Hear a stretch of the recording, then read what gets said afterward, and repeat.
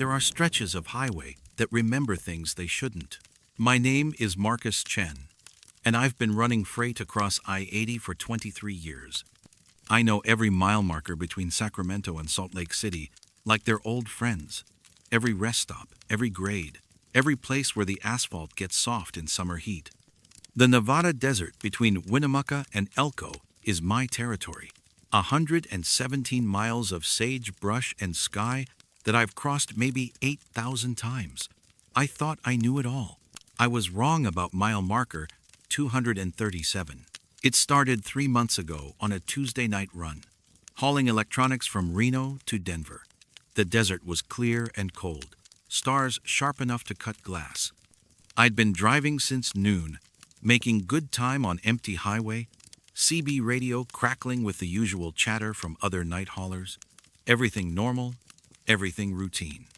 My logbook showed I was running legal, my fuel gauge read 3/4 full, and my GPS had me right where I expected to be. That's when I saw mile marker 237 for the first time. Now, I know that stretch of I-80 like I know the lines on my hands. Mile marker 237 sits about 15 miles west of Elko, right where the highway curves around Battle Mountain. It's always been there. Unremarkable white numbers on green reflective backing. Nothing special about it. But that night, as my headlights swept across it, something felt wrong. The marker looked different, somehow cleaner, brighter, like it had just been installed. The reflective surface seemed to glow with its own light, not just bouncing back my headlights. I slowed down, squinting through my windshield, but by the time I'd passed it, everything looked normal again. Just another mile marker in the dark. I might have forgotten about it, written it off as road fatigue, but 2 nights later I saw it again. This time I was running eastbound, coming up on Elko from the west. And there it was, mile marker 237. But it was in the wrong place. It should have been behind me by then, 15 miles back. But here it was again, sitting where mile marker 252 should be. I pulled over at the next truck stop and checked my maps, both paper and digital. Everything showed normal. Mile marker 237 was right where it had always been, 15 miles west of Elko. But I knew what I'd seen. The third time, I wasn't alone. I was running with Danny Kowalski, an owner-operator I'd known for years who was heading the same direction with a load of lumber. We'd been talking on Channel 19, keeping each other company through the long desert miles. It was past midnight, traffic light, just us and maybe 3 other trucks spread out across 50 miles of highway. "Marcus, you see that?" Danny's voice came through the CB, tight with confusion. "See what?" But even as I asked, my headlights picked it up. Mile marker 237. But this time, it was sitting where mile marker 229 should be, 8 miles west of where it belonged. "That marker," Danny said. 237. Wasn't that about 10 miles back? My mouth went dry. Yeah, it was. We both slowed down, our rigs rumbling side by side in the right lane. As we approached the marker, it seemed to pulse in our headlights, the numbers shifting slightly, like they were painted on water instead of metal. "Danny," I said into the CB, "you getting any weird readings on your GPS?" Static filled the radio for a long moment. When Danny's voice came back, it was distant, crackling. "Marcus, where are you, buddy? I don't see your truck anymore." I looked to my left.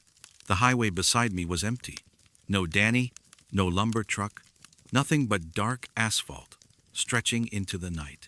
My CB crackled with static, then went silent. That's when I noticed my GPS had gone black. The highway ahead of me looked wrong.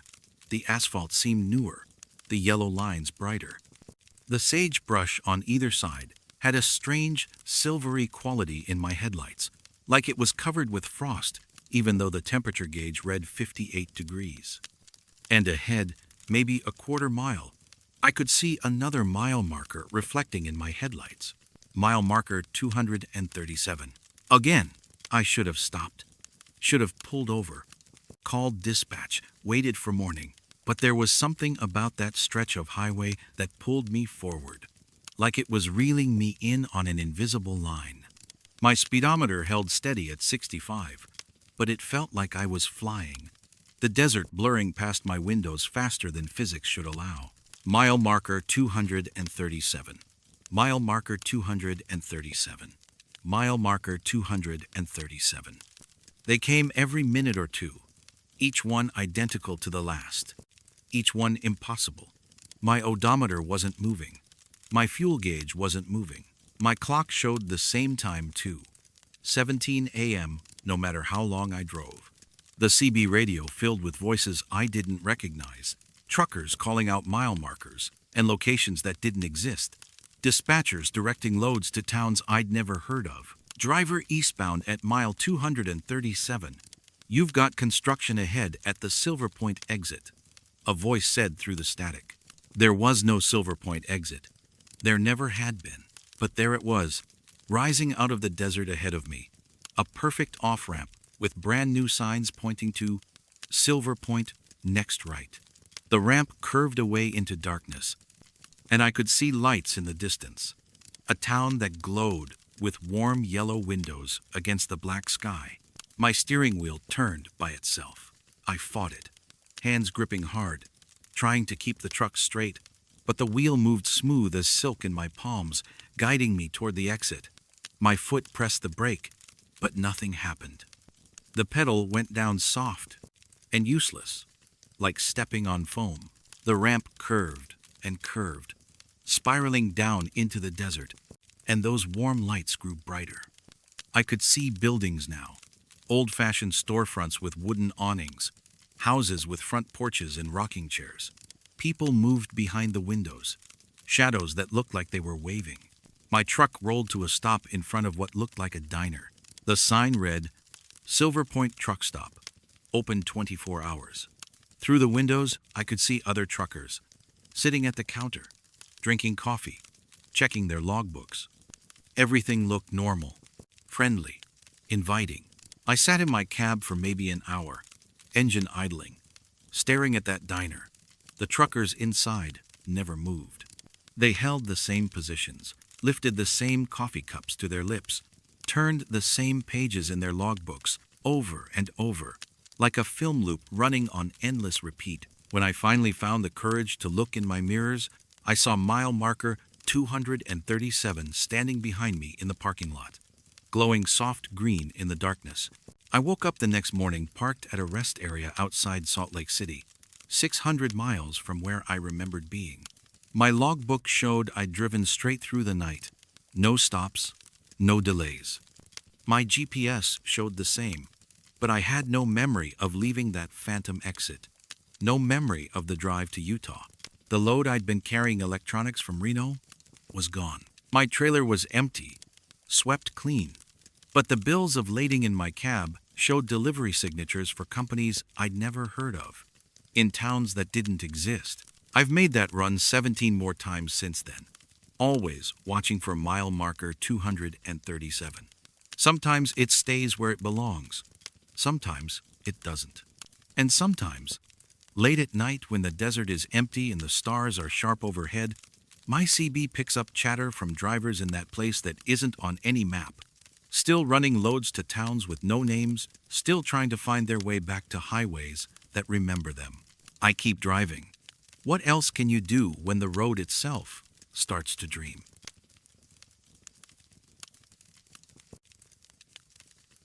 Some voices refuse to clock out. My name is Elena Rodriguez, and I've been driving for Panhandle Freight Lines for 8 years. I know the sound of every dispatcher's voice that works our night shift, know their rhythms and their quirks, know who drinks too much coffee and who falls asleep at their desk after midnight. Sarah Kim had worked dispatch for our company for 6 years, and her voice was as familiar to me as my own sister's calm and professional, with just a hint of her grandmother's Korean accent threading through certain words. That's why I recognized it immediately when she called me 3 months after her funeral.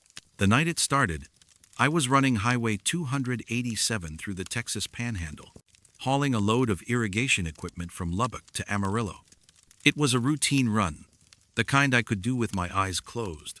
43 miles of flat prairie and wind farms spinning lazy under the October sky.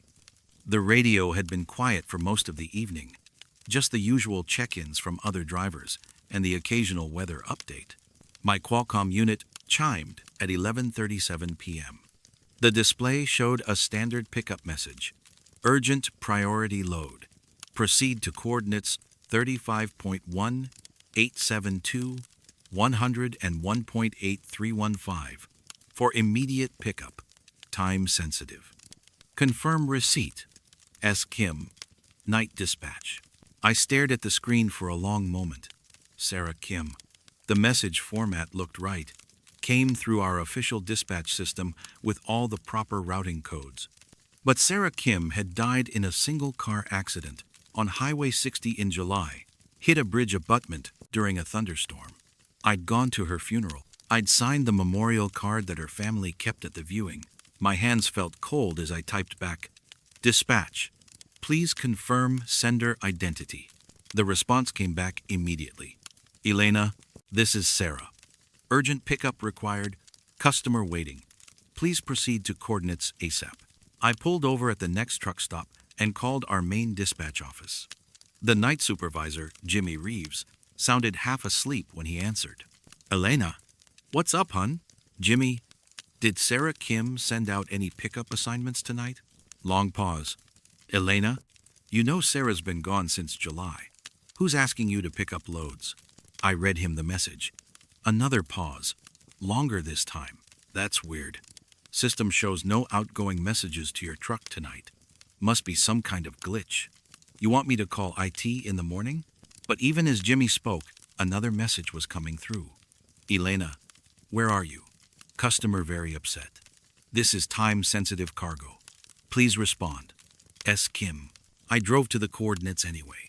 The GPS led me down a farm road about 15 miles north of Amarillo, past fields of winter wheat stubble and abandoned oil pump jacks. The coordinates pointed to an empty lot beside a collapsed barn. Nothing but weeds and broken concrete foundations. No customer, no cargo, no sign that anyone had been there in years. My Qualcomm chimed again. "Did you complete pickup? Please confirm status. S. Kim." I typed back, "No pickup found at location. Lot is empty. Elena, please check again. Cargo is there. Very important you find it." I got out of my truck and walked the perimeter of the lot with my flashlight. Nothing. Just wind moving through dead grass and the distant hum of highway traffic.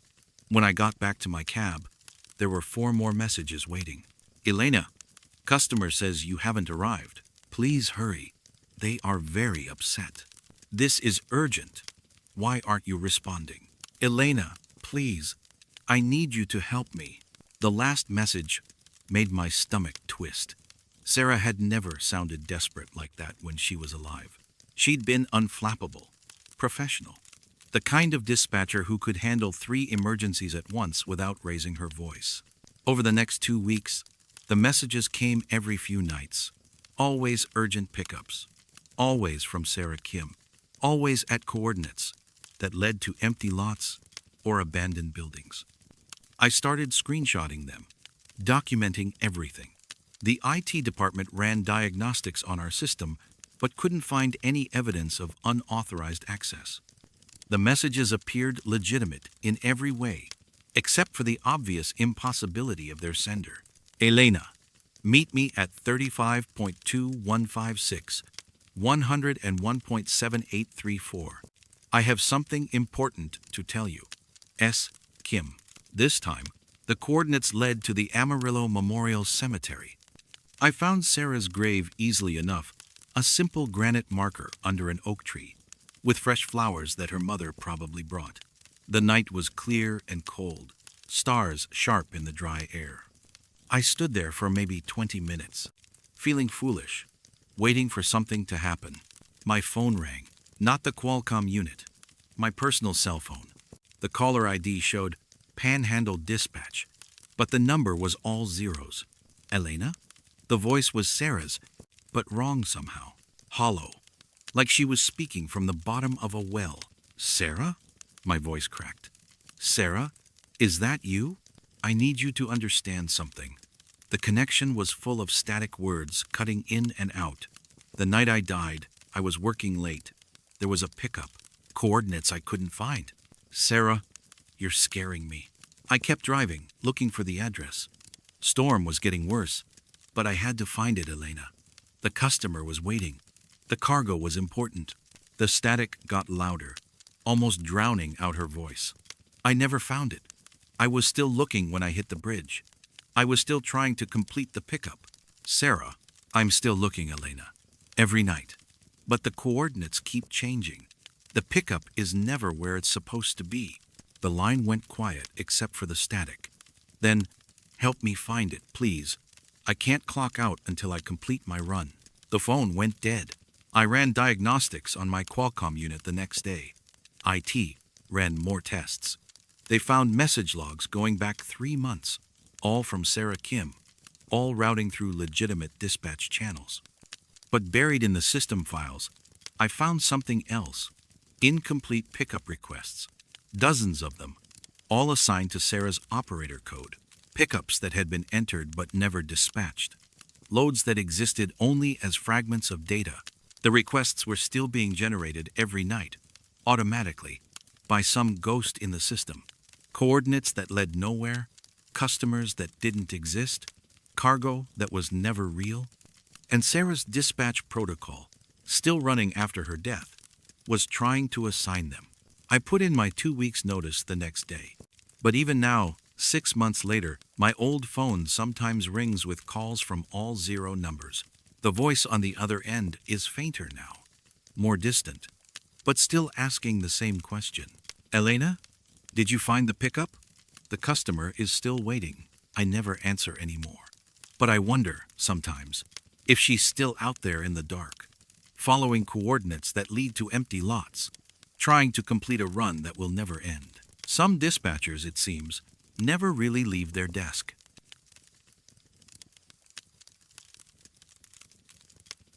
There are some convoys you should never join. My name is James Patterson, and I've been an independent owner-operator for 15 years. I run a 2007 Peterbilt 379, custom-painted midnight blue with chrome stacks that catch the sun just right when I'm heading west in the morning. I know every truck stop from Los Angeles to Denver, every grade that'll make you downshift, every stretch of highway where the loneliness can get to you if you're not careful. Highway 50 through Utah's West Desert is one of those stretches. They call it the loneliest road in America, and anyone who's driven it knows why. It's 408 miles of nothing, sage, brush, alkali flats, and mountains that look like broken teeth against an endless sky. The kind of road where you can drive for hours without seeing another soul, where your CB radio picks up nothing but static, and the wind sounds like voices you almost recognize. I'd made the run maybe 50 times before, hauling everything from electronics to cattle feed across that empty country. It was routine, familiar, the kind of drive where your mind can wander, while your hands know exactly what to do. That's probably why it took me so long to realize something was wrong with the convoy I joined. It started just after sunset on a Thursday evening in November. I was running empty from Salt Lake City to Carson City, making good time on clear highway, when I spotted the first truck in my headlights, an old Kenworth conventional, probably from the 1970s, with a sleeper cab and running lights that outlined its silhouette like a Christmas tree. Beautiful rig, the kind you don't see much anymore, all chrome and clean lines. A few miles later, I caught up to another one. Same vintage, different make, looked like a Peterbilt 359, painted deep green with gold pinstriping. Then another, a white Freightliner with an extended hood that had to be 40 years old if it was a day. By the time I reached Baker, Nevada, I was running with 7 of them, all classics from the 70s and 80s, all immaculately maintained, all running the same steady 65 miles per hour through the desert night. Their CB chatter was friendly but sparse, just the occasional "looking good back there," or "thanks for the front door." Professional drivers. The kind who knew their business and didn't need to talk much to communicate. I fell into formation behind them, enjoying the company. Solo driving gets lonely, especially on Highway 50, and there's something comforting about running with other truckers, even strangers. The convoy stretched out ahead of me like a chain of moving stars, their running lights twinkling in the darkness. It wasn't until we'd been driving together for 2 hours that I started to notice the small things. First, none of them had stopped for fuel. We'd passed 3 truck stops, all with good diesel prices posted on their signs, but the convoy had rolled past each one without slowing. I'd topped off in Salt Lake City, so I was fine for range, but most trucks that old weren't known for their fuel efficiency. By my calculations, they should have been looking for diesel by now. Second, their CB chatter had taken on a strange quality. The voices were clear enough, but there was something off about the timing, like hearing your own voice played back on a delay. When someone would call out a mile marker or comment on road conditions, the others would respond just a beat too late, as if they were all hearing the same transmission at slightly different times. Third, and this is what really started to bother me, they never varied their speed. Not for hills, not for curves, not for wind. 65 miles per hour, steady as clockwork, while my own speedometer fluctuated with the terrain. When we hit the long grade east of Ely, my Peterbilt had to downshift and work to maintain speed. But the convoy ahead of me climbed that hill like it was flat ground. I tried raising them on the CB a few times, asking about fuel stops or brake schedules, but my questions seemed to disappear into static. They'd respond to each other, but never directly to me, as if I wasn't really there. By midnight, we'd been driving for 4 hours straight. No stops, no breaks. Just steady progress through the empty desert. My back was getting stiff, and I needed to use the restroom, but the convoy showed no signs of slowing. I started to fall back, thinking I'd catch up after a quick stop, but something made me hesitate. That's when I looked in my mirrors and saw something that made my blood run cold. The convoy was clearly visible ahead of me, 7 trucks running in formation, their lights bright against the dark highway. But in my mirrors, the road behind them was empty. No shadows, no bulk of trucks blocking the stars, nothing but clear asphalt reflecting my taillights. I blinked hard, thinking it was fatigue playing tricks on me, but the mirrors didn't lie. The convoy cast no reflection, threw no shadows, left no trace of their passage in the glass behind me. Yet there they were, solid and real, in my windshield, their exhaust stacks breathing vapor into the cold air. I grabbed my CB handset with trembling fingers. "Breaker 19, this is the blue Peterbilt running behind you. You guys showing up in your mirrors?" Static filled the radio for a long moment. Then a voice came through, gravelly and distant. "We don't use mirrors anymore, driver. Mirrors show you where you've been. We only look ahead now." "What do you mean?" I asked. But the radio had gone quiet. The convoy began to pull away from me, their speed increasing gradually but steadily.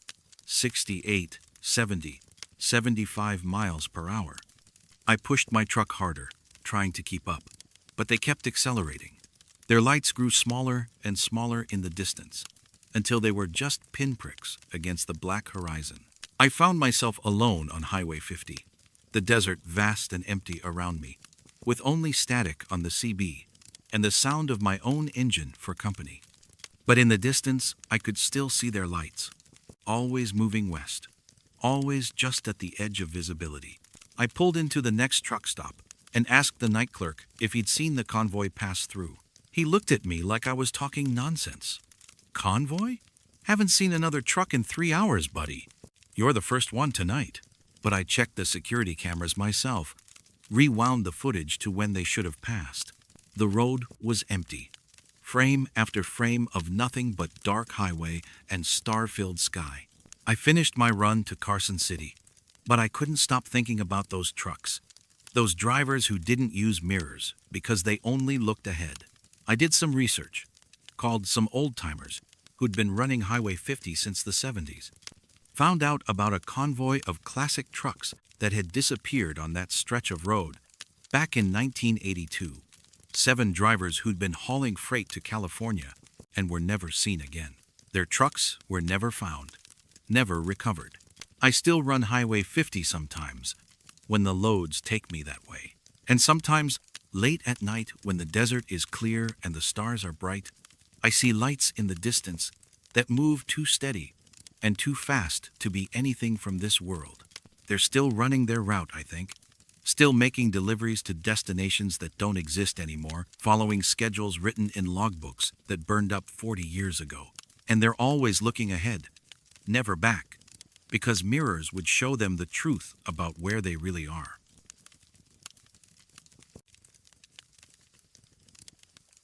Time has a way of slipping through your fingers when you're not paying attention.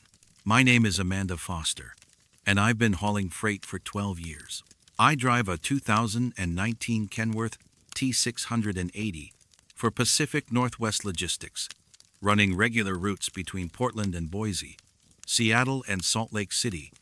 I know every way station, every inspection point, every DOT officer by name on my regular runs. The Blue Mountains stretch of I-84 eastbound is familiar territory, a winding climb through pine forests and rocky outcrops that I've navigated hundreds of times. That's why I didn't think twice when I saw the way station sign on a gray Thursday afternoon in March. All commercial vehicles must stop when light is on. The light was on, a steady amber glow against the overcast sky. Just another routine inspection, the kind that happens maybe once every few weeks. I checked my mirrors, signaled right, and rolled down the off-ramp to the way station platform. The facility looked standard, a long concrete pad with electronic scales built into the roadway, a small building with tinted windows where the inspectors worked, and the usual array of signs posting weight limits and safety regulations. A few other trucks were parked in the designated inspection area, their drivers probably inside, dealing with paperwork or equipment checks. I pulled onto the scale and waited for the green light that would signal me to proceed to the inspection bay. My logbooks were current, my truck was well maintained, and my load of computer components was properly secured and documented. Routine inspection, routine afternoon, nothing out of the ordinary. The green light came on, and I pulled forward to bay number 3, as directed by the electronic sign. A DOT inspector in the standard blue uniform approached my driver's side window, average height, middle-aged, with the kind of professional demeanor you see at every way station. His name tag read, B. Mitchell. Afternoon, ma'am. License, registration, and current logbook, please. I handed over the paperwork through my window. He looked it over with the practiced efficiency of someone who'd done this thousands of times, making notes on his clipboard. Everything seemed normal, routine, exactly what I expected. I'll need to do a quick inspection of your trailer and equipment, he said. Please step out and accompany me. I followed him around to the back of my trailer. He checked my lights, my brake lines, the security of my load. Standard procedure. We walked the length of the truck, him pointing out small items on his checklist, me answering the usual questions about maintenance schedules and previous inspections. Everything looks good here, Inspector Mitchell said, making final notes on his clipboard. You can head back to your truck. I'll have your paperwork ready in just a few minutes. I climbed back into my cab and waited. The radio was playing soft country music, and I could see other drivers moving around the inspection area, going through the same routine I'd just completed. The clock on my dashboard showed 2:47 p.m. I had plenty of time to make my delivery in Boise before the warehouse closed at 6. The next thing I remember is the sound of a car horn honking insistently behind me. I jerked awake, though I didn't remember falling asleep, to see a passenger car trying to get around me in the right lane of I-84. I was back on the highway, driving east through the Blue Mountains, with no memory of leaving the way station. My speedometer showed 65 miles per hour. My truck was running smooth and steady, but something felt wrong. I glanced at the dashboard clock. 6:53 p.m. 4 hours and 6 minutes had passed since I'd stopped at the way station. 4 hours I couldn't account for, couldn't remember. I pulled over at the next rest area and checked my logbooks. According to the electronic log, I'd been driving continuously since Portland, with no stops, no delays, no inspection. My GPS showed the same thing, a straight route from Portland to my current location, with no record of any detour to a way station. But I remembered it clearly. Bay number 3, Inspector B. Mitchell. The clipboard, the routine questions, the walk around my trailer. I could recall every detail except for what happened after I climbed back into my cab to wait.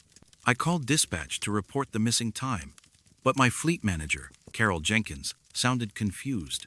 "Amanda, your truck's been reporting normal progress all day. GPS shows you're right on schedule, no delays." "Carol, I stopped at the Blue Mountain Way Station for an inspection. Lost 4 hours somewhere." "Honey, there's no Blue Mountain Way Station on I-84. The only commercial vehicle inspection facility on that route is at Dead Man Pass, and you went past that 3 hours ago without stopping." I pulled out my atlas, the paper backup I always carry. Carol was right. No way station marked between LeGrand and Pendleton. Nothing in the Blue Mountains where I remembered stopping. But I could still picture it clearly, the concrete pad, the inspection building, the signs. I drove the route again the next week, looking for any sign of the facility I remembered. Nothing, just highway cutting through forest and rock cuts, with no off-ramps, no buildings, no place where a way station could have existed. I stopped at Dead Man Pass and asked the inspector there about other facilities in the area. "Nothing between here and LeGrand," he told me. "Been working this route for 15 years. You might be thinking of the old station they tore down back in '98, but that was way down near Baker City." I requested my truck's GPS logs from the fleet office, thinking maybe there was some kind of electronic record of where I'd been during those missing hours. The data showed continuous movement along I-84, but there was something odd about the timestamps. Between 2:47 p.m. and 6:53 p.m., my truck had apparently traveled exactly the right distance, at exactly the right speed, to account for the missing time, as if I'd been driving normally the entire period. But the route showed as a perfectly straight line, with no stops, no detours, no deviation from the highway, as if my truck had somehow passed through the space where the way station should have been without actually being there. 3 months later, I was running the same route when I saw the way station again. Same location, same amber light, same signs directing commercial vehicles to stop, but this time I didn't pull over. I kept driving, watching in my mirrors as the facility grew smaller behind me. When I checked my GPS 5 minutes later, it showed no record of passing anything unusual. The highway was empty in my mirrors, just asphalt and pine trees. I made a note of the exact mile marker and called it in to the Department of Transportation. They had no record of any inspection facility at that location. No permits, no construction, no decommissioned stations. According to their maps, that stretch of I-84 was just highway through forest. But I've seen it 4 more times since then, always on gray afternoons when the light is flat and the mountains seem closer than they should be. Sometimes the amber light is on, sometimes it's not. I don't stop anymore, but I wonder about the other drivers who do. I wonder if Inspector B. Mitchell is still there with his clipboard, still conducting routine inspections that somehow take exactly 4 hours and 6 minutes to complete. I wonder what happens during those missing hours, and why my truck always knows the way back to the highway even when I don't remember the journey. Some inspections, I think, check more than just your logbooks and equipment. Some check things that can't be measured on any scale.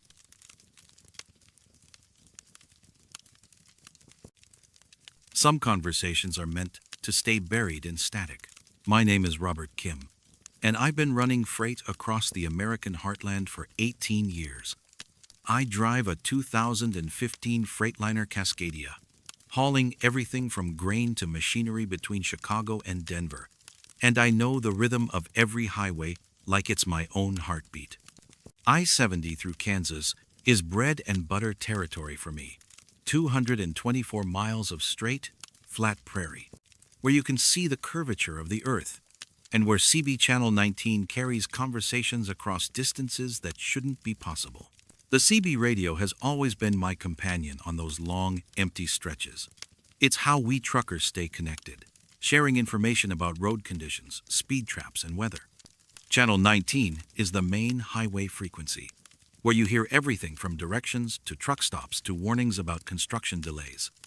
After 18 years, I know the voices of regular drivers, the cadence of dispatch calls, the particular static patterns that different weather systems create. That's why I immediately noticed something wrong with the transmissions I started picking up between Salina and Hayes on a cold February night. I was running westbound with a load of industrial equipment, making good time on empty highway. The night was clear and bitter, stars sharp as diamonds in the black Kansas sky. My CB had been quiet for the past hour, just the occasional weather update or fuel price report from drivers scattered across the interstate system. Standard nighttime radio traffic for a Tuesday evening. Then, around 11:30 p.m., the voices started. Breaker 19. This is Big Dog eastbound at mile marker 185. We got a major backup here. Traffic's been stopped for over an hour. I glanced at my GPS. Mile marker 185 was about 15 miles ahead of me, and I could see clear highway stretching to the horizon. No taillights, no congestion, nothing but empty asphalt under my headlights. Another voice crackled through. Roger that, Big Dog. Southbound cattle hauler here, stuck at mile 187.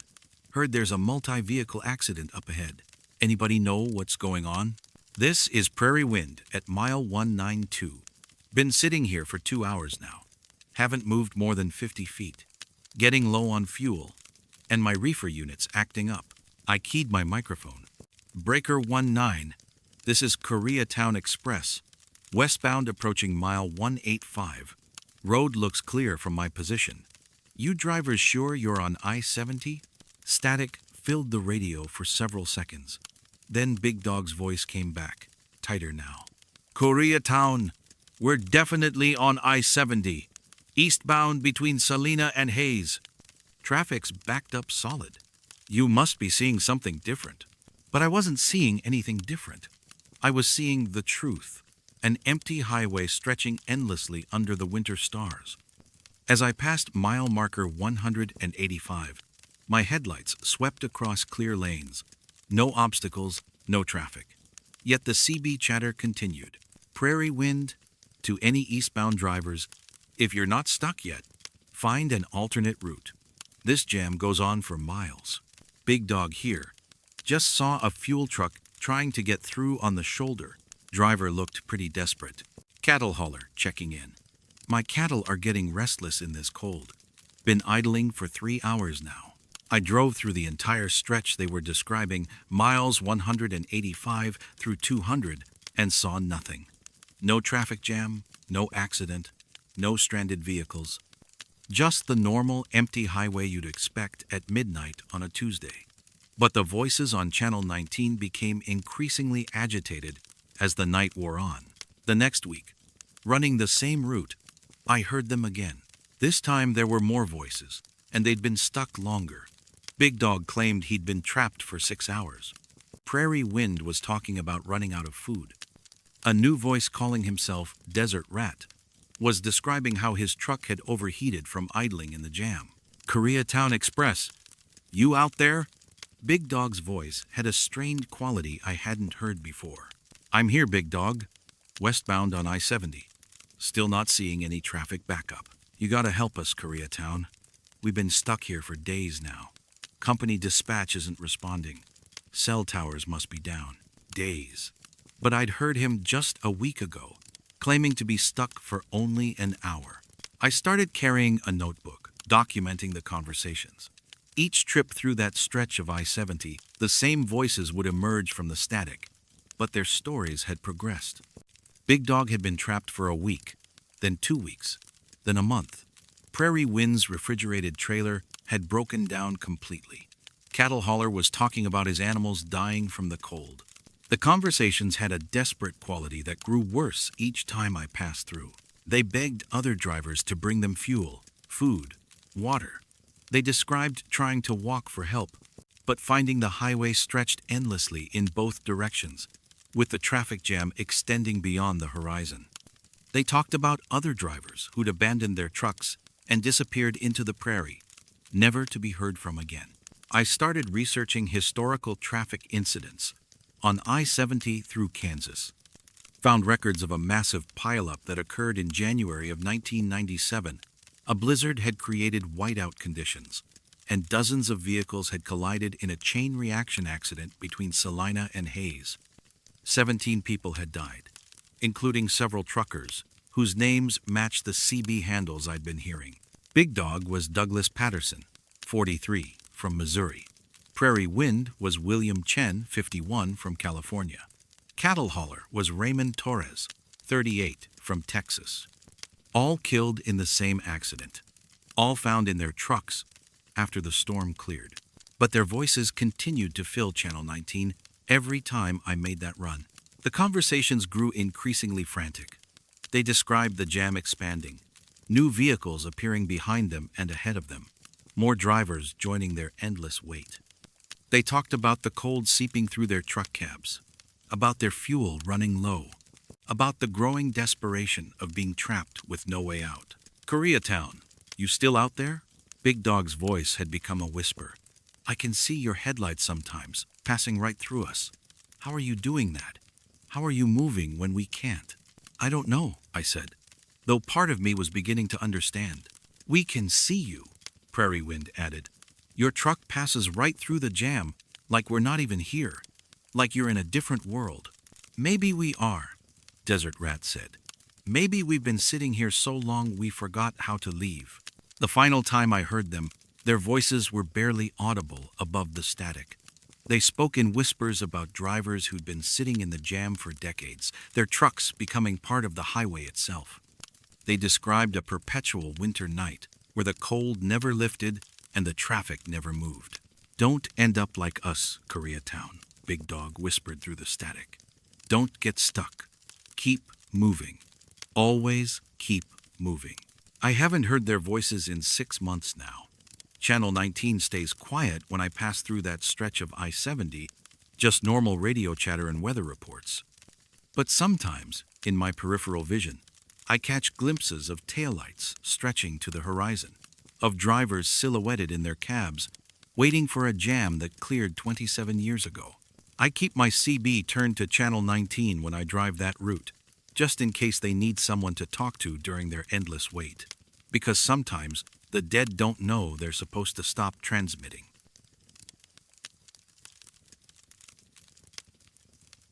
Some drivers never learn when their shift is over. My name is Maria Santos, and I've been running the Western Freight Corridors for 14 years. I drive a 2018 Peterbilt 389 with a custom sleeper, hauling specialized loads between Los Angeles and Salt Lake City, Phoenix, and Denver. Highway 93 through southern Nevada is one of my regular routes, a lonely stretch of desert highway that connects Las Vegas to the smaller towns scattered across the vast basin and range country. It's the kind of road where you can drive for an hour without seeing another vehicle, where rest stops become crucial waypoints in an otherwise empty landscape. The Alamo Rest Area sits about 60 miles north of Las Vegas, a simple concrete pad with picnic tables and restrooms carved out of the sagebrush and Joshua trees. It's not much to look at, just basic facilities and a few shade structures, but it's positioned perfectly for drivers who need a break from the desert sun or want to adjust their logs before hitting the California inspection stations. I've stopped there maybe 200 times over the years, usually finding it empty except for the occasional RV or passenger car. That's why I noticed them immediately when they first appeared in late September. 3 trucks parked in perfect formation at the far end of the rest area. A 1970s Kenworth, conventional with a long hood and dual exhaust stacks, A Peterbilt 359 painted deep blue with chrome that gleamed like mirrors, and a Freightliner COE with a flat nose and cab-over design that hadn't been manufactured in decades. All three rigs were immaculate, their paint jobs flawless, their chrome spotless despite the desert dust that coated everything else in the area.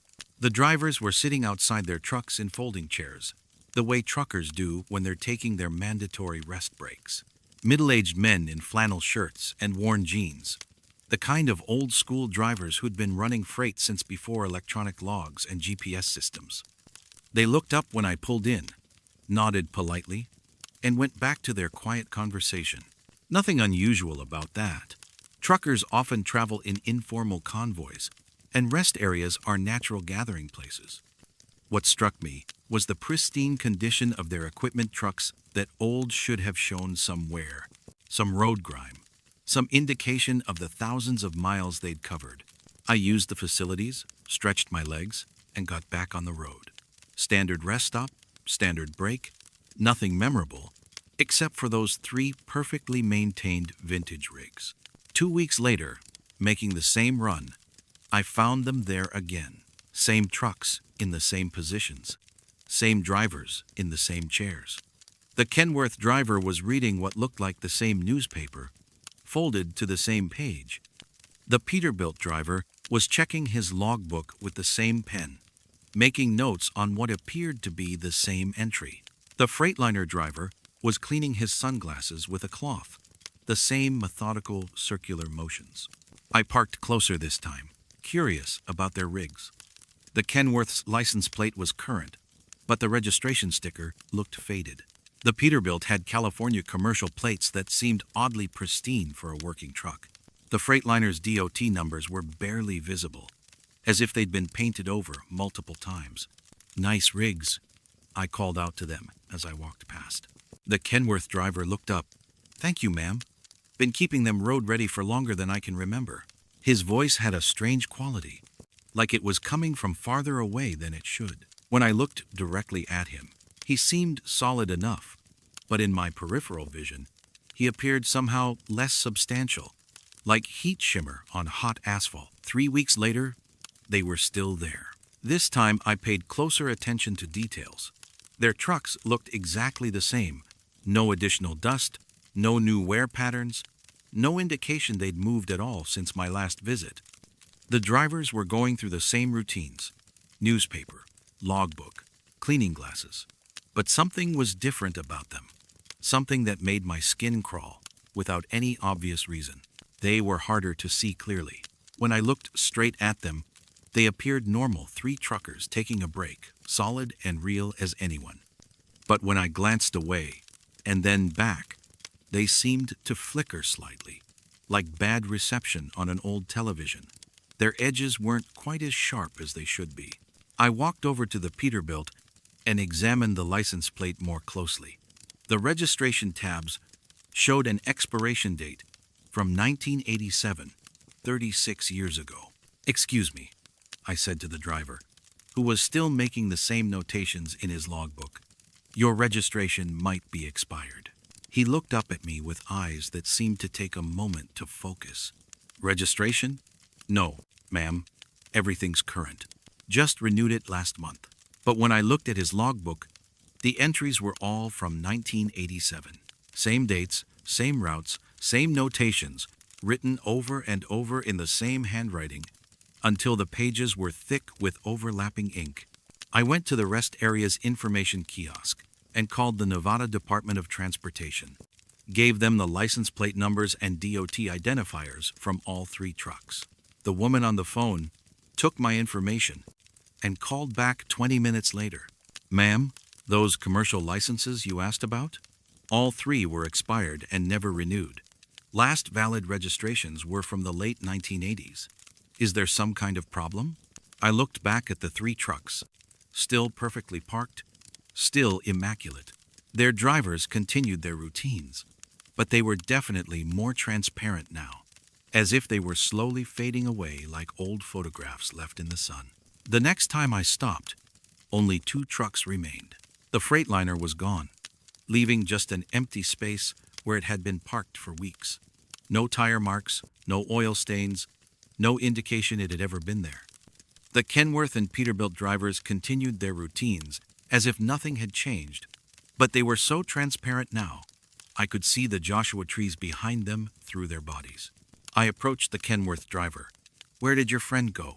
He looked up from his newspaper, the same newspaper he'd been reading for months, though I could now see through the pages to his hands underneath. "Friend?" His voice was barely a whisper. "Don't know what you mean, ma'am. It's just been the two of us here. Always just the two of us." But I could see the third folding chair behind him, still set up in the shade of a truck that was no longer there. The last time I saw them, there was only one truck left, the Kenworth, sitting alone in the desert sun. The driver was still in his chair, still reading his phantom newspaper, but he was so faded I might have mistaken him for a trick of light and shadow if I hadn't been looking for him. I tried to speak to him, but my voice seemed to pass right through him, without any acknowledgement. He was going through the motions of his routine, but there was no substance left to respond. The next week, the rest area was empty. But sometimes, when the light is just right, and the desert heat creates mirages on the horizon, I can still see them there.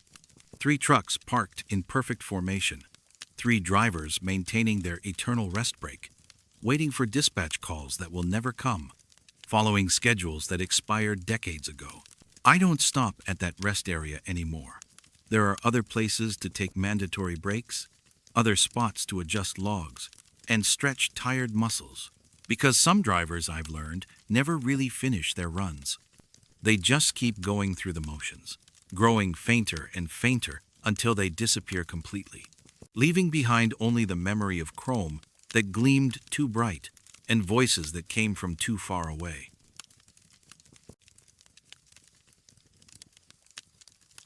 Sometimes your truck knows routes you've never driven. My name is David Johnson, and I've been hauling freight for 22 years. I run a 2012 Volvo VNL 780 for Midwest Express Freight, mostly pulling reefer trailers between distribution centers across the lower 48. I know every loading dock from Atlanta to Portland, every dispatch routine, every piece of paperwork that needs to be signed and filed. After more than 2 decades on the road, I thought I'd seen every possible combination of cargo, routes, and delivery schedules that the freight industry could throw at me. That confidence lasted until I picked up load number MX 7749 at the Cisco Distribution Center in Memphis on a humid Tuesday morning in August. The load was routine on paper, a sealed reefer trailer bound for a grocery chain distribution center in Seattle. 34,000 pounds of frozen foods. Standard temperature requirements. Delivery scheduled for Friday morning. The kind of run I could do in my sleep.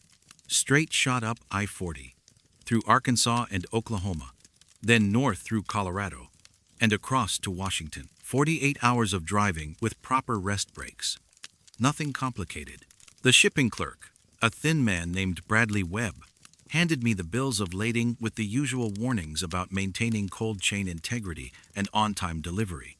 "Temperatures set for -10 degrees Fahrenheit," he said, checking his clipboard.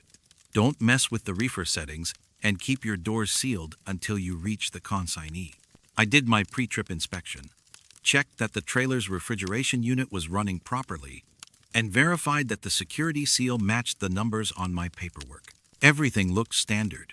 The trailer was a white utility reefer, maybe 5 years old, with the typical dents and road wear you'd expect from a unit that had hauled thousands of loads across the country. I pulled out of Memphis at 10:37 a.m., made good time through Arkansas, and stopped for my mandatory 10-hour break at a truck stop outside Oklahoma City. The reefer unit hummed steadily all night, maintaining temperature, burning fuel at the normal rate. I checked it twice during my break, both times showing -10 degrees exactly.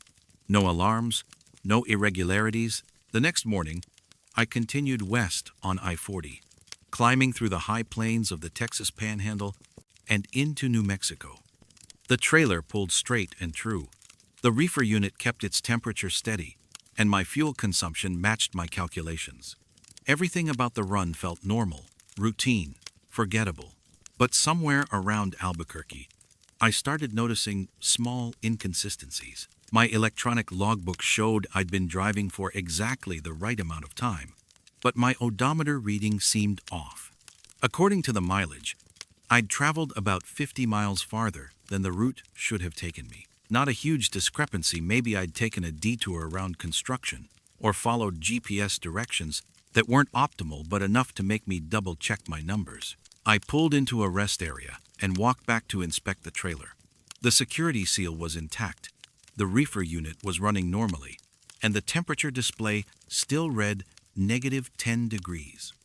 But when I put my hand near the refrigeration intake, I couldn't feel the usual flow of cold air. The unit sounded like it was running, but it didn't feel like it was actually cooling anything. I called my fleet manager, Patricia Monroe, to report the potential equipment issue. "Pat, I think I might have a reefer problem. Unit sounds normal but doesn't feel like it's producing cold air. Temperature reading normal on your display?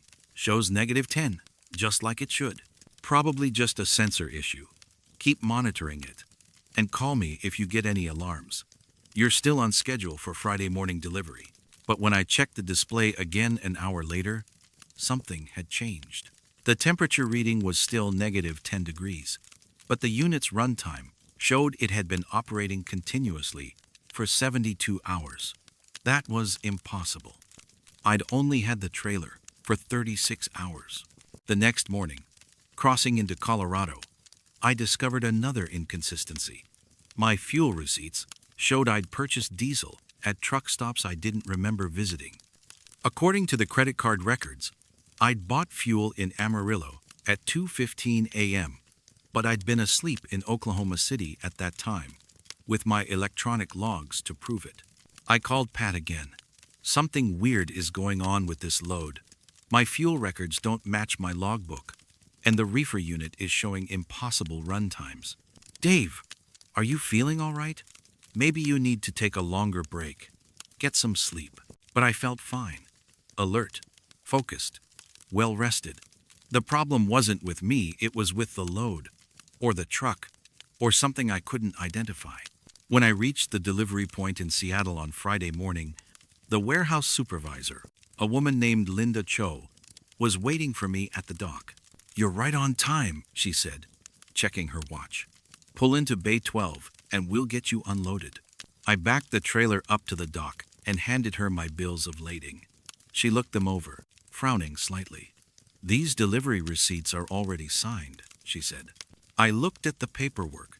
Sure enough, someone had signed the delivery confirmation form in ink that matched the rest of the documentation. The signature was dated 3 days earlier, the day before I'd even picked up the load in Memphis. "That's impossible," I said. "I just drove this trailer from Memphis. Nobody could have signed for delivery before I picked it up." Linda walked back to the trailer and broke the security seal.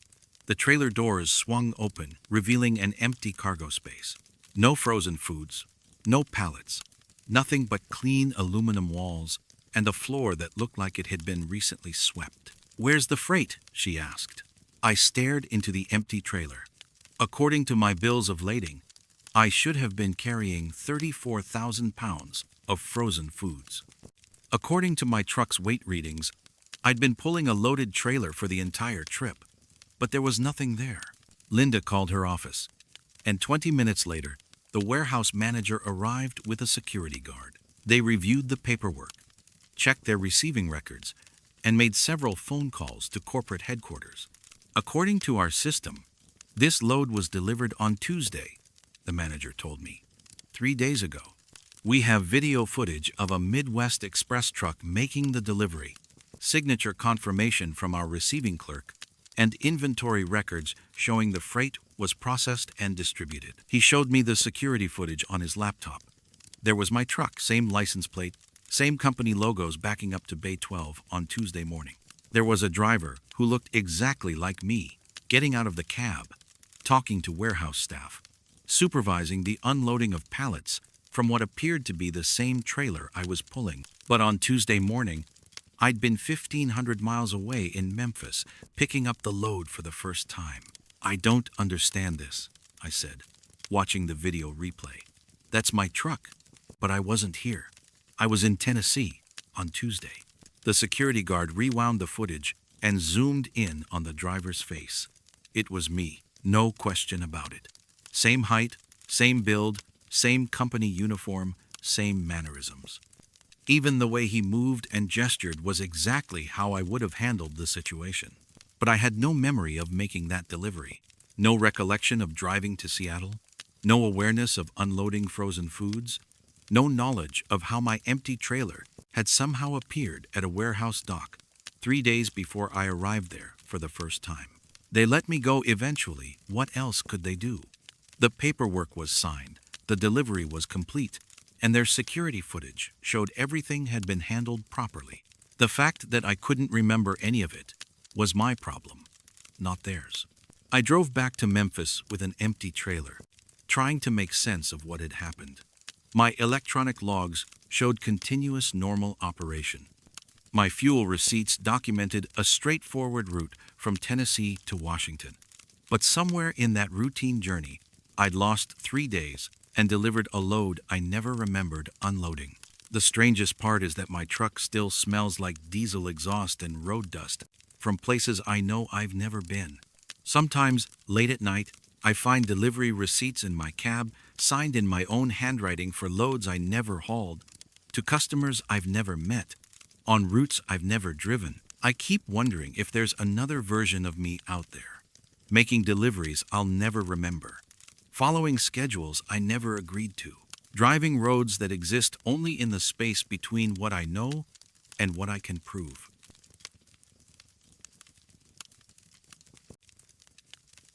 Some drivers never learn when to let someone pass. My name is Catherine Lee, and I've been driving commercial vehicles for 16 years. I run a 2021 Freightliner Cascadia for Georgia Freight Solutions, mostly hauling automotive parts between manufacturing plants in the Southeast. I-75 through central Georgia is my main corridor, a stretch of highway I know like the back of my hand. From the industrial zones around Macon, down through the farmland near Tifton. It's generally a safe route, well-maintained, with good sightlines and predictable traffic patterns. I've always been a defensive driver, the kind who gives plenty of following distance and doesn't get drawn into road rage incidents. After 16 years behind the wheel, I've learned that aggressive drivers eventually get themselves into trouble without any help from me. Keep your distance, stay professional, and let the hotheads tire themselves out trying to prove whatever point they think they're making. That philosophy served me well until I encountered the driver of Georgia Commercial Plate GTC 4471. The first time I saw him was on a clear Thursday afternoon in October, southbound on I-75, just north of Tifton. I was running a load of transmission components from Atlanta to a plant in Valdosta, making good time in light traffic. The truck appeared in my mirrors without warning, a dark blue Peterbilt 379 with extended sleeper and dual exhaust stacks, running hard in the left lane. He passed me normally at first, just another driver making progress down the highway. But as soon as he cleared my front bumper, he cut into my lane and hit his brakes hard. His trailer swayed slightly as he decelerated, forcing me to brake and drop back to maintain safe following distance. Standard aggressive driving behavior, the kind of thing you see from drivers who think the highway belongs to them. I let him have his space and maintained my speed. But instead of pulling away, he kept pace with me, staying just close enough that his brake lights would flare red every time I started to close the gap. For 15 miles, he brake-checked me repeatedly. Same pattern every time. Let me get within normal following distance, then hit the brakes hard enough to make his trailer bounce. His license plate was clearly visible in my windshield, GTC 4471, and I could see the back of his head through his rear window, gray hair under a baseball cap, broad shoulders in a flannel shirt. Finally, he took the exit for Tifton and disappeared, leaving me to continue south in peace. Just another road bully who'd found someone else to harass, I figured. Annoying but not uncommon. 2 weeks later, running the same route, I encountered him again. Same truck, same license plate, same aggressive pattern of brake checking. This time I was ready for it, maintaining extra distance and documenting his behavior with my dash camera. He appeared in my mirrors at exactly the same spot on I-75, passed me in the same manner, and began the same series of brake checks. But there was something different about the encounter that made my skin crawl. His movements were too precise, too identical to the previous incident. The timing of each brake application, the duration of each slowdown, the exact distances he maintained, everything matched my memory of the first encounter perfectly, as if he was following a script. I tried to pass him in the left lane, but he accelerated to block me, then immediately resumed his brake-checking pattern. When I dropped back to create more space, he slowed down to match my speed. It was like he was connected to my truck by an invisible tether, maintaining the exact same relative position regardless of what I did. Again, he took the Tifton exit and vanished. The third time, I was ready with my CB radio. As soon as the brake checking started, I called out on Channel 19, Breaker 19, Dark Blue Pete with Georgia tag GTC 4471. You need to maintain safe following distance and quit riding your brakes. No response. I tried several more times, but he never acknowledged my calls. Other drivers on the channel confirmed they could hear me clearly, but the Peterbilt driver remained silent. After the fourth identical encounter, I decided to report him to the Georgia State Patrol. I had dashcam footage, specific mile markers, and a clear license plate number. The trooper I spoke to, Sergeant Williams, took my complaint seriously and promised to run the plate. He called me back 2 hours later, and his voice had a strange quality I couldn't identify. Ma'am, about that license plate you reported, GTC 4471, are you sure you copied it correctly? Positive. I've got it on video from multiple angles. Long pause. Ma'am, that plate was involved in a fatal accident on I-75 near Tifton 5 years ago. Driver was killed when his truck rear-ended a stopped vehicle during a construction delay. Truck was totaled. Driver was Ralph Morrison, age 54. That's impossible.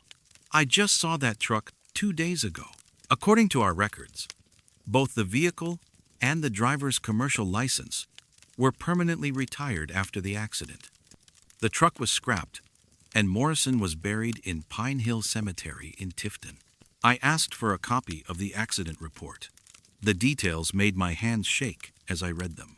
Ralph Morrison, driving a dark blue Peterbilt 379 with Georgia commercial plate GTC 4471, had been involved in aggressive driving behavior just before the accident.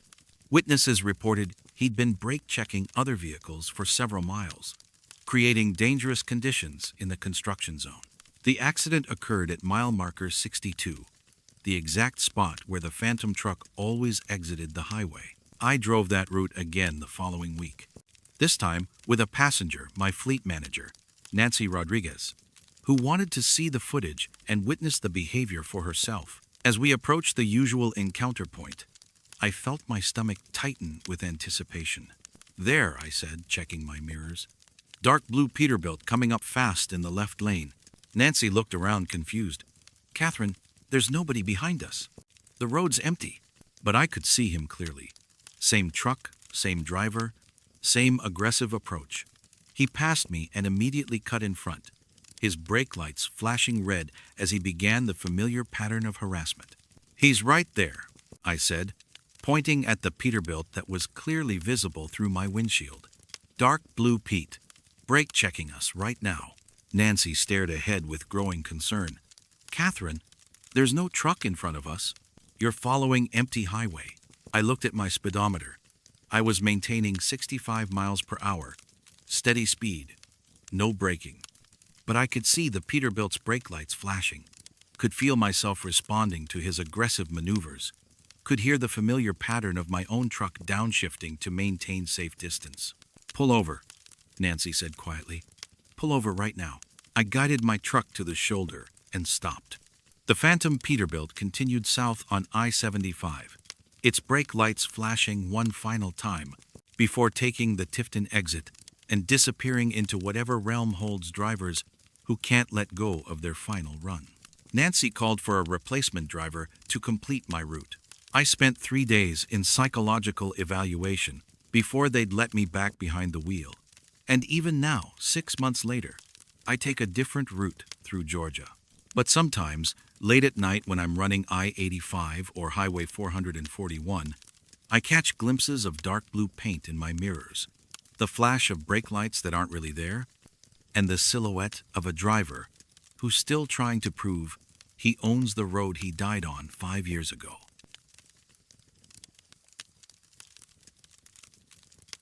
Some prices are calculated in currencies you don't realize you're spending.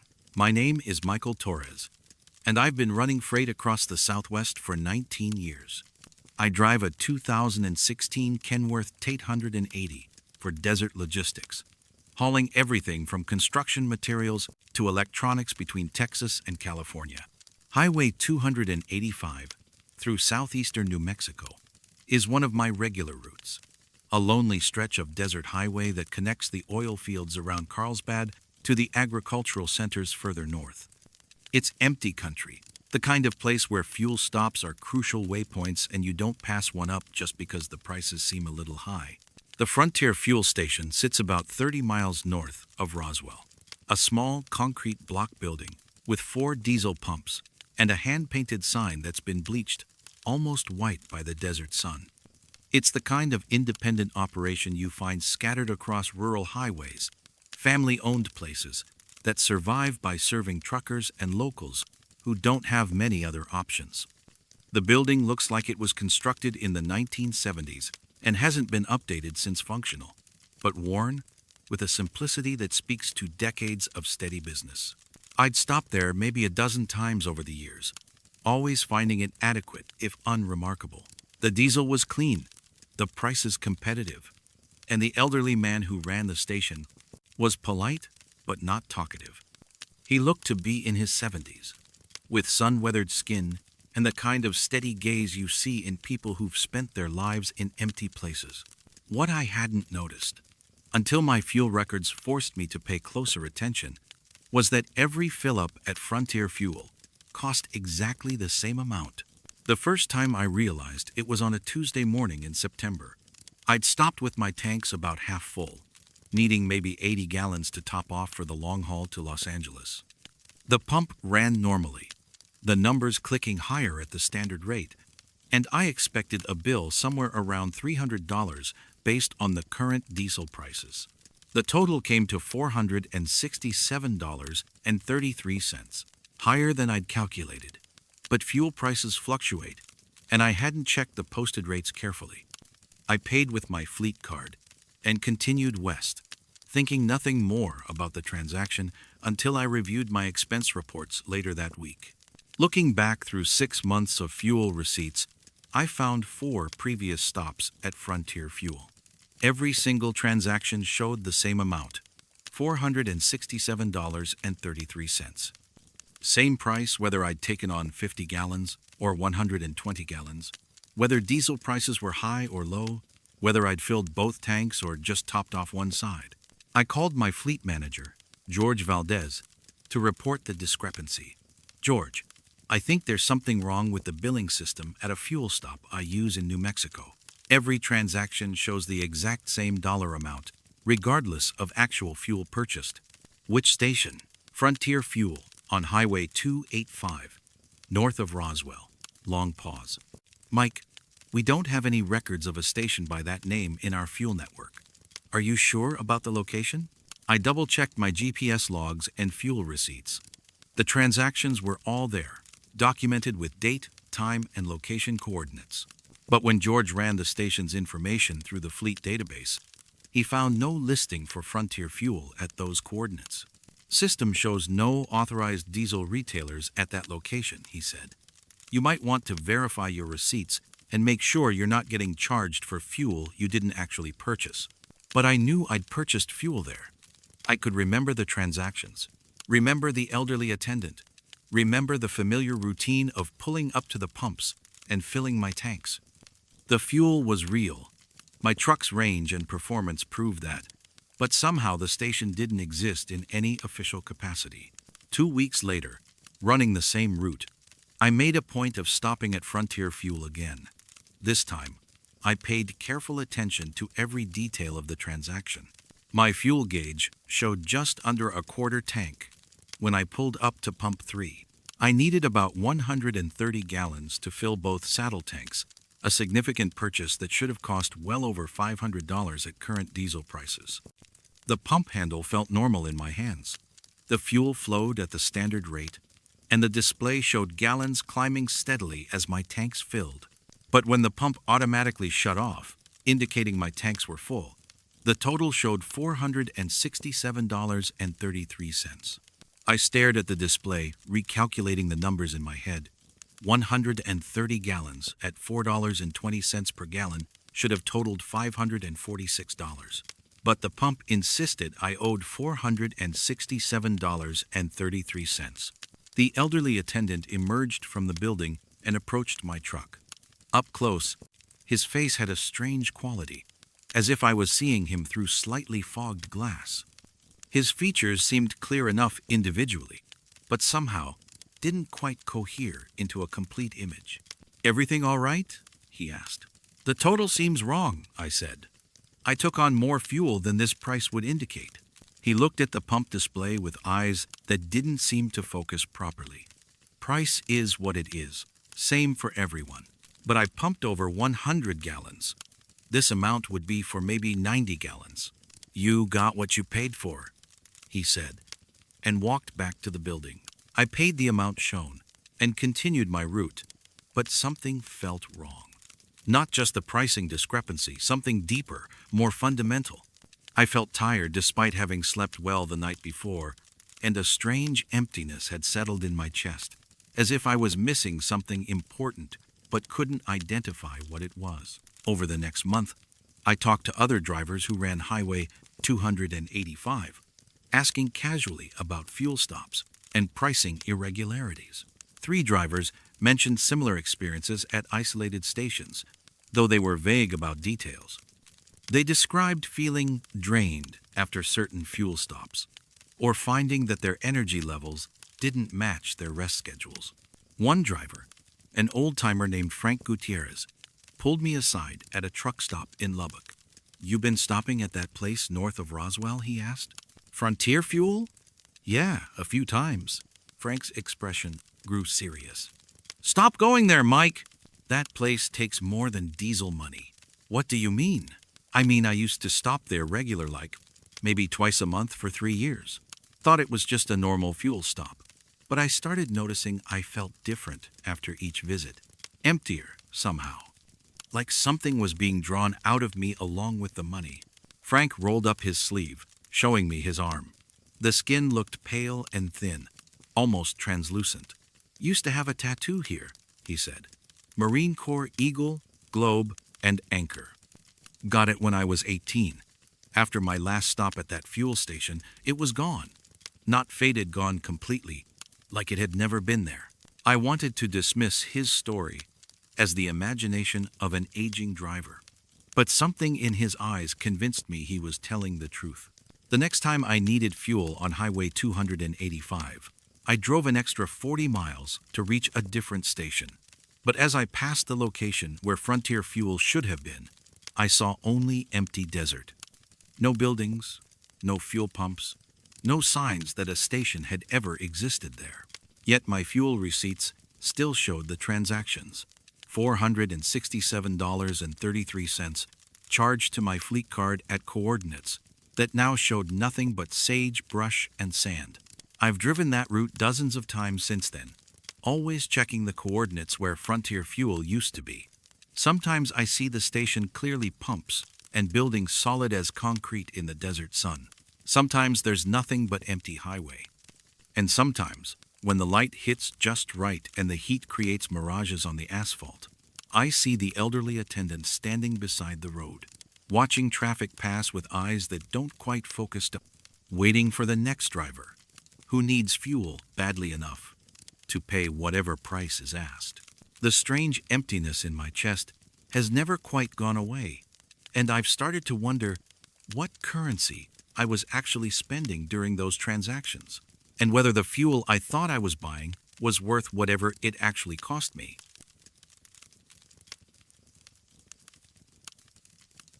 Sometimes your mirrors show you roads you haven't driven yet. My name is Lisa Martinez, and I've been hauling freight across the northern tier states for 13 years. I drive a 2019 Volvo VN Late 160 for Great Plains Transport, running regular routes between Minneapolis and Seattle, Chicago, and Portland. In 90 through Montana is familiar territory, 250 miles of big sky country, where you can see weather systems approaching from 50 miles away, and where the horizon seems to stretch beyond the curvature of the Earth. I've always been meticulous about my equipment, especially my mirrors. After 13 years of professional driving, I know that mirrors are your lifeline on the highway. They tell you everything about traffic patterns, road conditions, and potential hazards. I check and adjust them before every trip, clean them at every fuel stop, and replace them at the first sign of damage or distortion. My mirrors show me exactly what's behind me. Always accurate, always reliable. That's why I immediately noticed when they started showing me someone else's truck. It began on a clear Wednesday morning in late November, eastbound on I-90 between Billings and Miles City. I was hauling a load of lumber from a mill in Washington to a construction project in Minnesota, making good time on empty highway. The Montana landscape rolled past in endless waves of brown grass and distant buttes, the kind of scenery that can hypnotize you if you're not careful to stay alert. I was adjusting my right side mirror to better see a vehicle approaching from behind when I caught sight of something that made me do a double take. The truck in my mirror wasn't the blue Peterbilt I'd seen in my peripheral vision. It was a beat-up Freightliner Classic XL, probably from the early 2000s, with a faded red paint job and a cracked windshield. I glanced back over my shoulder. The blue Peterbilt was there, maintaining a steady distance in the right lane. But when I looked back at my mirror, it still showed the battered Freightliner. I adjusted the mirror again, thinking the angle was off. The reflection didn't change. Battered red Freightliner, maybe 200 yards behind me, running the same speed I was. But when I turned around physically to look, there was only the blue Peterbilt. I pulled over at the next rest area and walked around my truck, checking all my mirrors from multiple angles. They looked normal, clean, properly mounted, no obvious damage or distortion. But when I got back in my cab and looked in the right side mirror, the Freightliner was still there. Over the next hour, I watched it carefully. The reflection stayed consistent. Same battered truck, same cracked windshield, same faded red paint. It maintained the exact same following distance I was keeping from the actual traffic around me, matched my speed changes perfectly, and even signaled when I signaled, as if it was somehow connected to my driving patterns. But when other vehicles passed me or changed lanes, the mirror showed only empty highway behind the phantom Freightliner. Whatever I was seeing didn't interact with real traffic. It existed only in relation to my truck. I tried calling other drivers on CB Channel 19, asking if anyone else was seeing unusual reflections or experiencing equipment problems. No one reported anything unusual. When I described the battered Freightliner, one driver responded that he'd seen a truck matching that description at a truck stop in Billings earlier that morning, but hadn't seen it on the highway. The next day, running the same route with a different load, the Freightliner appeared in my mirrors again. This time, I paid closer attention to details. The truck looked like it had been driven hard for many years. Rust around the wheel wells, a dent in the driver's door, chrome that had lost its shine. The sleeper compartment had curtains drawn across the windows, so I couldn't see the driver. What disturbed me most was that the reflection seemed to anticipate my movements. When I started to change lanes, the Freightliner in my mirror would signal first. When I began to slow down for construction zones, the reflection would show brake lights before I'd actually applied my brakes. I decided to test it. Without signaling or making any obvious preparation, I suddenly changed lanes. The Freightliner in my mirror had already moved to follow, its turn signal blinking before mine activated. At the delivery point in Minnesota, I mentioned the mirror problem to the warehouse foreman, Dale Peterson, who'd been working with truckers for 30 years. He listened to my description with growing interest. Red Freightliner Classic, you said? Cracked windshield, faded paint? That's right. You seen it around here? Dale scratched his chin thoughtfully. Truck matching that description delivered a load here yesterday morning. Driver seemed off somehow. Paperwork was all correct, but he didn't say much. Kept his face turned away. Load was exactly what we expected. But the bill of lading was signed in pencil so light I could barely read it. Yesterday morning? But I saw that truck in my mirrors yesterday, following me eastbound. It couldn't have been here before I was. That's what's strange about it. According to our receiving records, that Freightliner delivered lumber from the same mill you're hauling from, on the same route you just ran. But it arrived 6 hours before you did, even though you left Washington first. I asked to see the delivery records. The paperwork showed a load delivered by a red Freightliner Classic XL at 8:37 a.m. the previous day.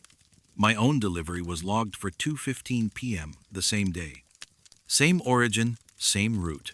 But the phantom truck had somehow completed the journey while I was still driving it. Over the next 3 weeks, the pattern repeated.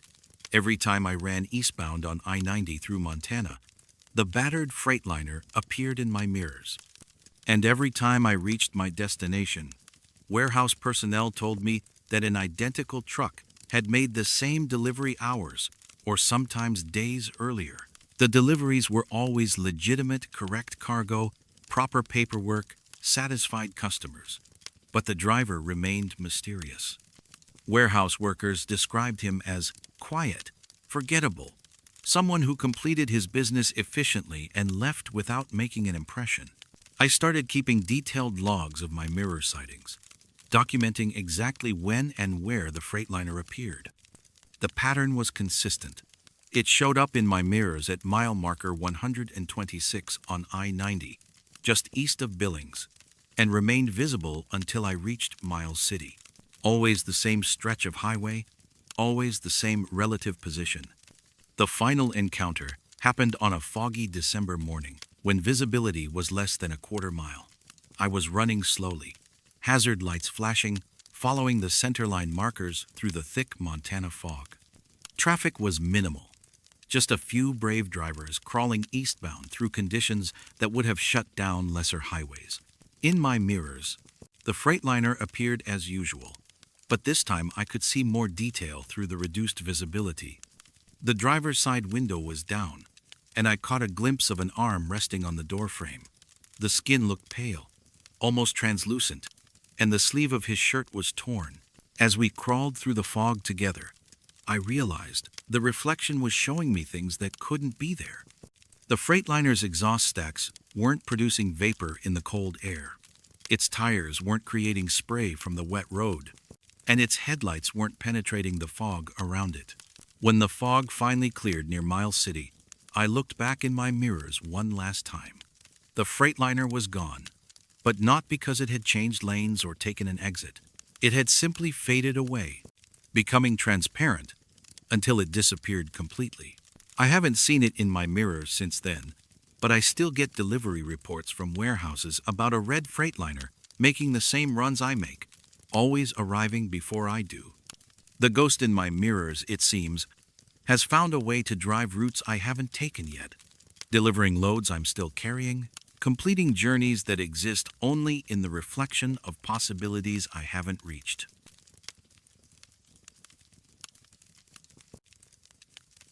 Some schedules are written by hands you'll never see. My name is Thomas Wang, and I've been running as an independent owner-operator for 11 years. I drive a 2020 Freightliner Cascadia, mostly hauling specialty cargo between regional distribution centers across the upper Midwest. Highway 2 through North Dakota is one of my regular corridors, a straight shot of prairie highway connecting Grand Forks to Minot, where grain elevators and oil pump jacks dot the landscape like monuments to agriculture and energy. As an independent, I manage my own scheduling, billing, and logistics. Every delivery appointment goes into my electronic logbook manually. Every route gets planned according to my own calculations, and every load gets documented with the meticulous attention that keeps small operations profitable. I've built my reputation on reliability and precision. My customers know that when Thomas Wang commits to a delivery schedule, the cargo arrives exactly when promised. That's why I immediately noticed when my logbook started making appointments I'd never agreed to. The first unauthorized entry appeared on a Monday morning in October. I was reviewing my schedule over coffee at a truck stop in Fargo, planning the week's routes, when I found a delivery appointment I didn't remember scheduling. According to my electronic logbook, I was supposed to deliver a load of agricultural equipment to Prairie Land Industries in Devil's Lake on Wednesday at 2:30 p.m. I checked my written notes and client communications. No record of any contact with Prairie Land Industries. No load assignment for agricultural equipment. No agreement to make deliveries in Devil's Lake. But the appointment was there in my system, complete with customer contact information, GPS coordinates, and load specifications. I called the phone number listed for Prairie Land Industries. The line was disconnected. I searched online for the company name and address. No business listings, no website, no record of any company by that name operating in North Dakota. But when I checked the GPS coordinates, they pointed to a location just off Highway 2, about 20 miles west of Devil's Lake. Rural address, accessible by county roads, the kind of place where agricultural businesses often operate. I decided to investigate. The coordinates led me to an empty field. No buildings, no equipment, no signs that any business had ever operated there. Just stubble from the year's wheat harvest, and a gravel access road that ended at a gate leading nowhere. I walked the perimeter of the property, looking for any indication of recent construction or industrial activity. Nothing but prairie grass and the sound of wind moving through grain stubble. When I returned to my truck, my electronic logbook showed the delivery as completed. Status: delivered on time, 2:30 p.m., customer signature received. But I hadn't delivered anything, hadn't met any customer, hadn't even unloaded my trailer. I called my insurance company to report the system malfunction, but they found no irregularities in my logbook data. According to their records, I'd completed a routine delivery to a legitimate customer at the scheduled time and location. Over the next 2 weeks, 3 more unauthorized appointments appeared in my schedule. Northwind Logistics in Rugby, requesting delivery of construction materials. Dakota Prairie Supply in Harvey, ordering industrial chemicals. Heartland Distribution in Carrington, needing electronics components. I researched each company thoroughly. None existed. No business licenses, no tax records, no online presence. But the delivery appointments continued to appear in my logbook, always for locations along Highway 2, always for cargo I wasn't actually carrying. Each time, I drove to the specified coordinates. Each time, I found empty fields, abandoned farmsteads, or undeveloped land. And each time, my logbook updated itself to show successful deliveries to satisfied customers. I took my truck to a diagnostics specialist in Grand Forks, Roger Hendricks, who'd been working on commercial vehicle electronics for 20 years. He ran comprehensive tests on my logbook system, GPS unit, and onboard computers. "Everything looks normal," Roger said, reviewing the diagnostic reports. "No malware, no unauthorized access, no system corruption. Your logbook is functioning exactly as designed. But it's making appointments I never scheduled." According to the data logs, all entries were made from your authorized user account, using your standard login procedures. System shows normal user behavior, no external interference. I asked Roger to review the delivery confirmations for the phantom appointments. Each showed detailed completion records, timestamps, GPS coordinates, even customer signatures captured on the electronic pad. These signatures look legitimate, Roger said, examining the digital records. Consistent pen pressure, natural flow, individual characteristics, not generated automatically. But I never collected those signatures. I was never at those locations during delivery times. Roger looked uncomfortable. According to your truck's GPS logs, you were. System shows you arrived at each location, remained stationary for appropriate delivery durations, then departed. All within normal parameters for commercial deliveries. I requested copies of all GPS tracking data for the dates in question. The logs showed my truck following routes I hadn't driven, stopping at locations I'd never visited, completing activities I had no memory of performing. On November 15th, I decided to monitor one of the phantom deliveries in real time. My logbook showed an appointment with Frontier Grain Cooperative in Bottineau for 11 a.m., delivering seed grain I wasn't hauling to a facility I knew didn't exist. I parked at a truck stop in Minot and watched my GPS display throughout the morning. At 10:15 a.m., the system showed my truck beginning to move eastbound on Highway 2, even though I was sitting stationary in the parking lot. According to the GPS, my truck traveled 67 miles in exactly 45 minutes, arrived at the delivery coordinates on schedule, and remained at the location for 28 minutes before departing. During this entire time, I never left the truck stop. Other drivers saw me there. The truck stop's security cameras recorded my presence, and my fuel receipts documented purchases made while my GPS claimed I was making deliveries elsewhere. At 11:28 a.m., my logbook updated to show successful completion of the delivery. Customer signature, timestamp, GPS confirmation, all recorded while my truck sat motionless in a parking lot, 45 minutes away from the delivery location. I called the Department of Transportation to report the GPS malfunction, but their satellite tracking systems confirmed the phantom movements. According to federal monitoring, my truck had indeed traveled to Bottineau, made the delivery, and returned to normal operation. Mr. Wang, our systems show standard commercial vehicle operation, the DOT technician told me. No irregularities, no violations of hours of service regulations. Your truck completed its scheduled delivery within normal parameters. The final phantom delivery was scheduled for December 3rd. Blackbird Industries in Stanley, North Dakota, requesting delivery of mining equipment at 3 p.m. I decided to drive to the coordinates during the appointment window, hoping to catch whatever was creating these impossible records. The location was another empty field, this one surrounded by oil pump jacks and industrial equipment from legitimate energy companies.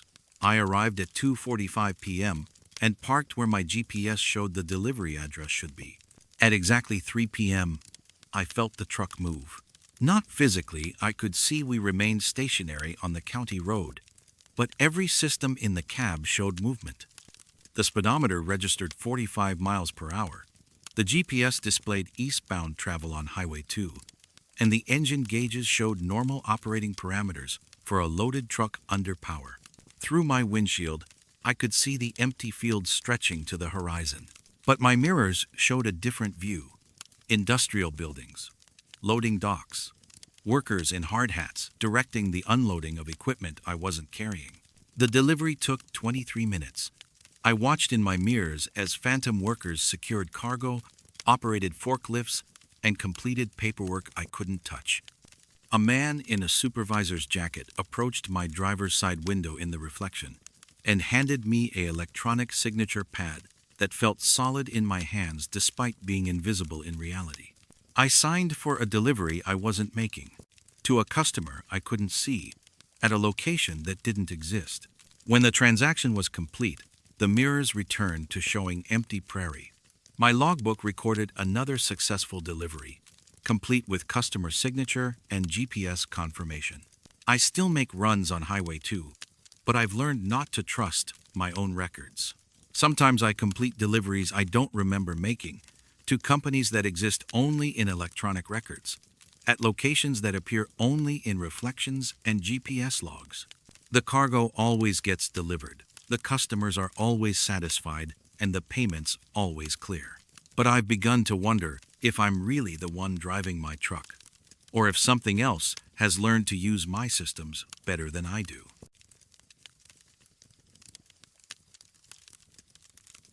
Some doors only open one way. My name is Jennifer Davis, and I've been driving commercial vehicles for 21 years. I run a 2017 Peterbilt 567 for Western Freight Lines, hauling everything from electronics to industrial machinery between Los Angeles and Houston. I-10 through West Texas is my bread and butter 800 miles of desert highway, where truck stops are crucial oases, and you learn to recognize every facility by its silhouette against the endless sky. The Desert Star Travel Plaza sits about 15 miles west of Van Horn, Texas, positioned at the intersection of I-10 and a county road that disappears into the Chihuahuan Desert.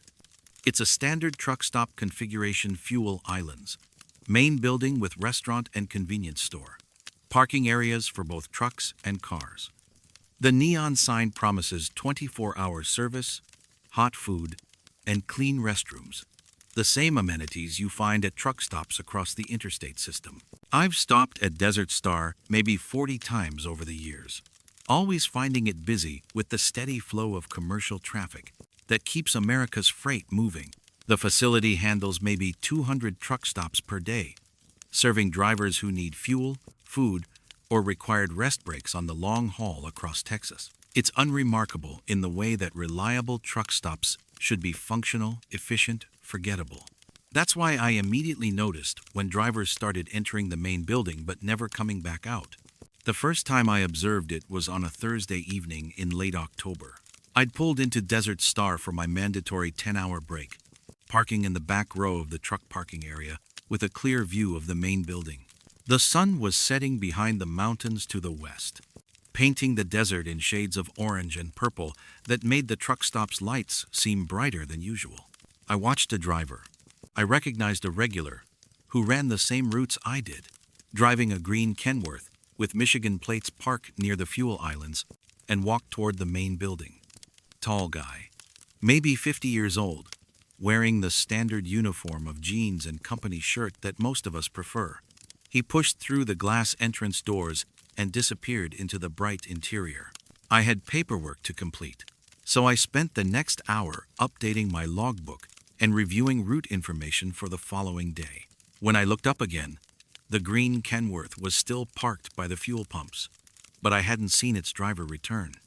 The truck's position suggested he'd only stopped for fuel, not a full rest break, but his absence seemed unusually long.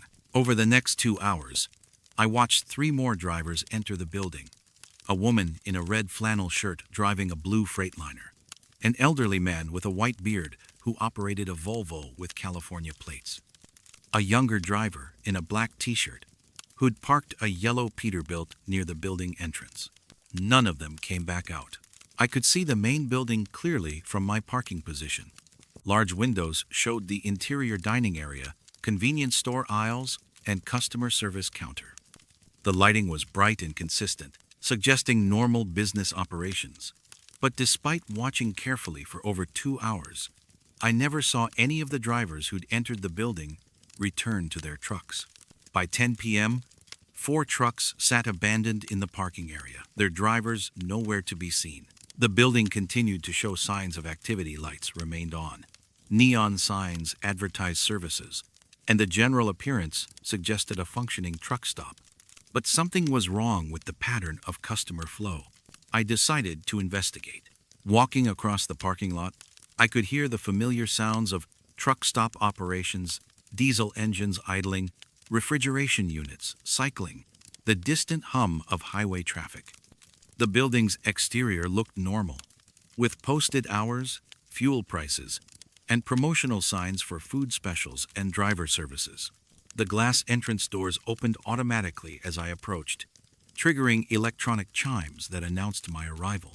But the sound echoed strangely, as if the building was much larger inside than its external dimensions suggested. The interior was completely empty. No customers, no staff, no signs of recent human presence. The convenience store aisles were fully stocked. The fuel desk was operational, with all systems showing ready status. And the restaurant dining area had tables set with clean place settings.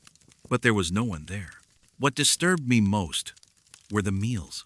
The restaurant section had 8 tables with plates of food that appeared to have been recently prepared and served. Chicken fried steak with mashed potatoes, still steaming. Hamburgers with fries that looked fresh from the fryer. Coffee cups filled with hot coffee, cream still swirling on the surface. The meals looked like they'd been abandoned moments before I arrived, as if diners had simply vanished mid-bite. I called out, thinking staff might be in back areas or restrooms. "Hello? Anyone here?" My voice echoed through empty spaces, but there was no response. I checked behind the service counter, looked into the kitchen area. Even open doors marked employees only. Everything was clean, organized, and completely deserted. The electronic systems all showed normal operation. The cash registers displayed the current time and date, the fuel pumps showed ready status, and the security cameras had blinking lights indicating active recording. But there were no employees, no managers, no indication that anyone was running the facility. I returned to the dining area and examined the abandoned meals more closely. The food was fresh, probably prepared within the last few minutes. Steam still rose from hot dishes, ice hadn't melted in cold drinks, and there were no signs of the deterioration you'd expect from meals left unattended for hours. But there were no diners, no evidence of the people who should have been eating these carefully prepared meals. I tried the restrooms, thinking I might find the missing drivers there. Both facilities were empty, clean, and recently stocked. No sounds of activity, no signs of recent use, nothing to indicate where 4 commercial drivers might have gone after entering the building. Back outside, their trucks remained parked exactly where they'd been left. I walked among them, looking for any indication of where their operators might have gone. Keys were still in ignitions. Logbooks lay open on dashboard. Personal belongings were visible in sleeper compartments. Everything suggested drivers who'd stepped away briefly and expected to return momentarily. I tried knocking on sleeper doors, thinking the drivers might have returned while I was inside and gone to rest. No responses. The trucks were as empty as the building. By midnight, I was the only person visible in the entire truck stop complex. But the facility continued operating as if fully staffed lights remained on, fuel pumps accepted payment, and the automatic doors responded to motion. The building maintained the appearance of 24-hour service despite having no employees or customers. I spent the night in my truck, watching for any sign of the missing drivers or truck stop staff. Nothing moved except highway traffic passing on I-10. Vehicles that continued west toward El Paso or east toward San Antonio without stopping at Desert Star. In the morning, all 4 abandoned trucks were gone, not driven away, simply absent, as if they'd never been there. The parking areas showed no tire marks, no oil stains, no evidence that commercial vehicles had been parked there the night before. Even my own memory of their specific locations seemed fuzzy, as if the details were already fading. I've driven past Desert Star dozens of times since then, always slowing to observe the facility. Sometimes it looks abandoned, with dark windows and empty parking areas. Sometimes it appears fully operational, with trucks parked outside and lights burning in the main building. But I never stop there anymore, because I've begun to recognize some of the drivers I see entering that building, drivers I know disappeared months or years ago, drivers whose trucks were found abandoned on highways across the Southwest, drivers who were reported missing but never found. They walk through those automatic doors with the same purposeful stride they had in life, heading toward meals that wait for them on tables that never empty, in a truck stop that serves customers who never leave.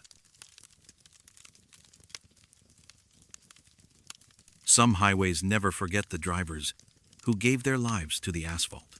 My name is Anthony Rodriguez, and I've been hauling freight through the Rocky Mountain region for 17 years.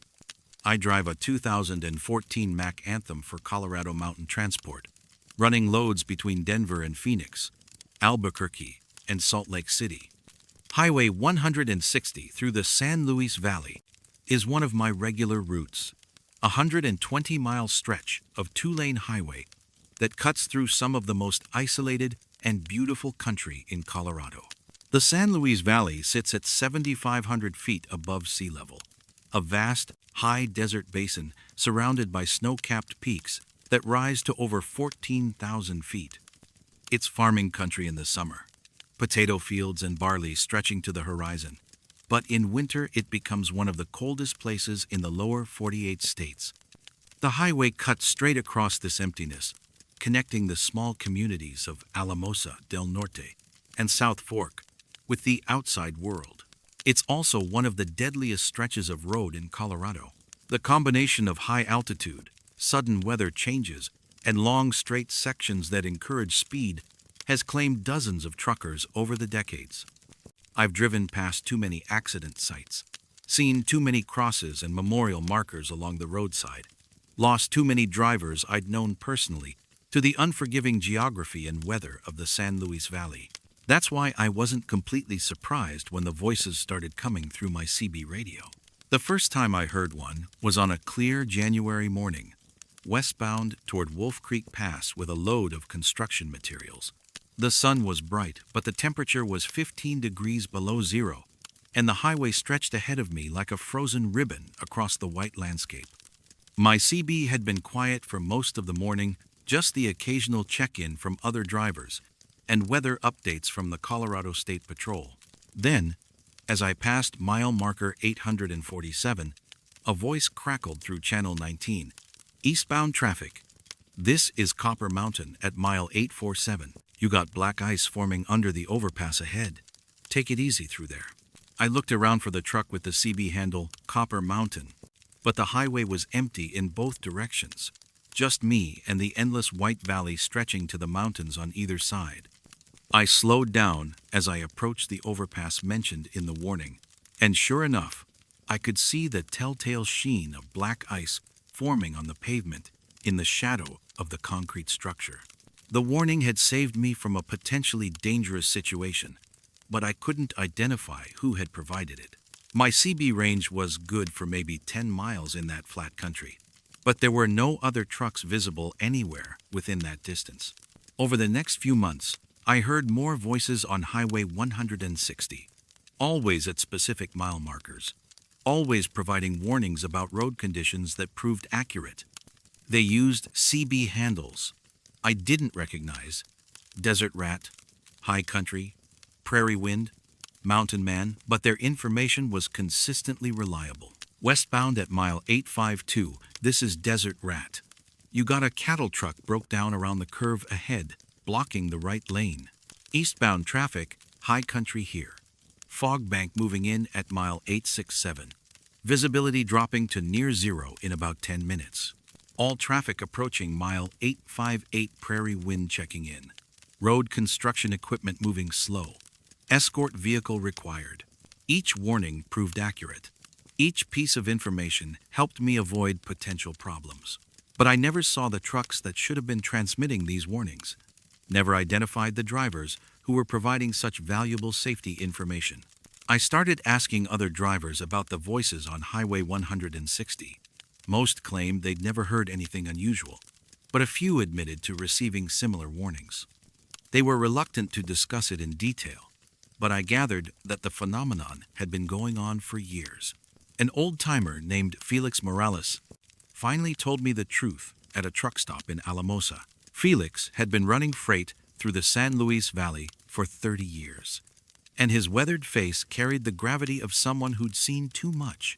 Those voices, he said quietly, they're drivers who didn't make it through. Drivers who died on that highway, still trying to help the rest of us get home safe.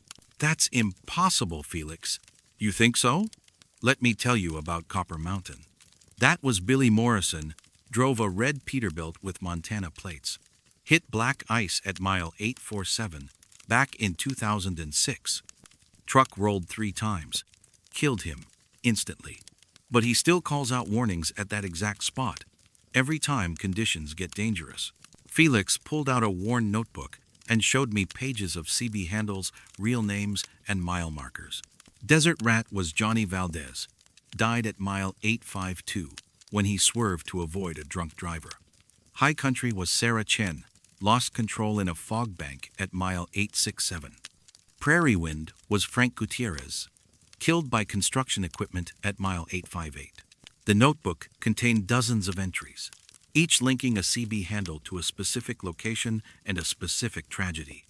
Felix had been documenting the voices for years, matching them to accident reports and obituaries, creating a catalog of drivers who continued to work Highway 160 even after death. They're still out there, Felix said, still running their routes, still looking out for the rest of us. The highway remembers them, and they remember their responsibility to keep other drivers safe. I thought Felix might be suffering from too many years on the road, too much isolation, and too much caffeine.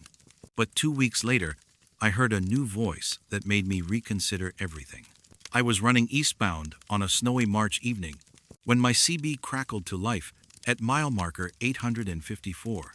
Anthony, this is Road Dog at mile 854. You need to pull over right now. Emergency vehicles coming up behind you, lights and sirens. Get to the shoulder and stay there until they pass.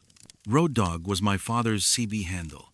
Miguel Rodriguez had driven truck for 25 years before dying of a heart attack at mile marker 854 in 2018. I'd been following behind him when it happened, had watched his truck drift off the highway and come to rest in a field of winter wheat. But there was his voice on the radio, warning me about emergency vehicles I couldn't yet see. I pulled to the shoulder just as an ambulance and 2 state patrol cars roared past, heading to some crisis further down the highway. Thanks, Dad, I whispered into the CB handset, but there was no response. Just static and the sound of wind across the empty valley. Since then, I've heard my father's voice 3 more times on Highway 160, always at mile marker 854, always providing warnings that keep me safe. The last time, he told me about a drunk driver heading westbound in the eastbound lanes, gave me enough warning to get completely off the highway until the danger passed. I've started carrying Felix's notebook, adding new voices as I encounter them, documenting the CB handles of drivers who continue to work Highway 160 from beyond the grave. The list grows longer each year, but the highway becomes safer for those of us who listen to their warnings. Sometimes, late at night when the valley is quiet and the stars are bright enough to cast shadows on the snow, I can see them in my mirrors. Ghostly trucks running their eternal routes, maintaining their professional watch over a highway that claimed their lives but couldn't break their dedication to the job. They're still out there, still calling out mile markers and road conditions, still doing what truckers do best, looking out for each other on the long road home.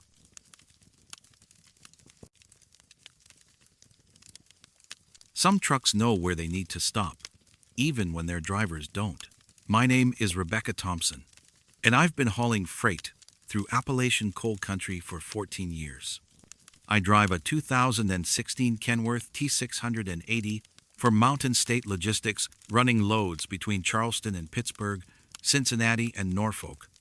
I-77 through West Virginia is my primary corridor, a winding stretch of highway that cuts through some of the most challenging terrain in the eastern United States, where steep grades, narrow shoulders, and sudden weather changes have claimed more truckers than I care to count. The highway follows river valleys and mountain ridges through country that's been shaped by coal mining for over a century. You see the evidence everywhere: abandoned tipples, company towns grown empty, and the green hills scarred by strip mining operations.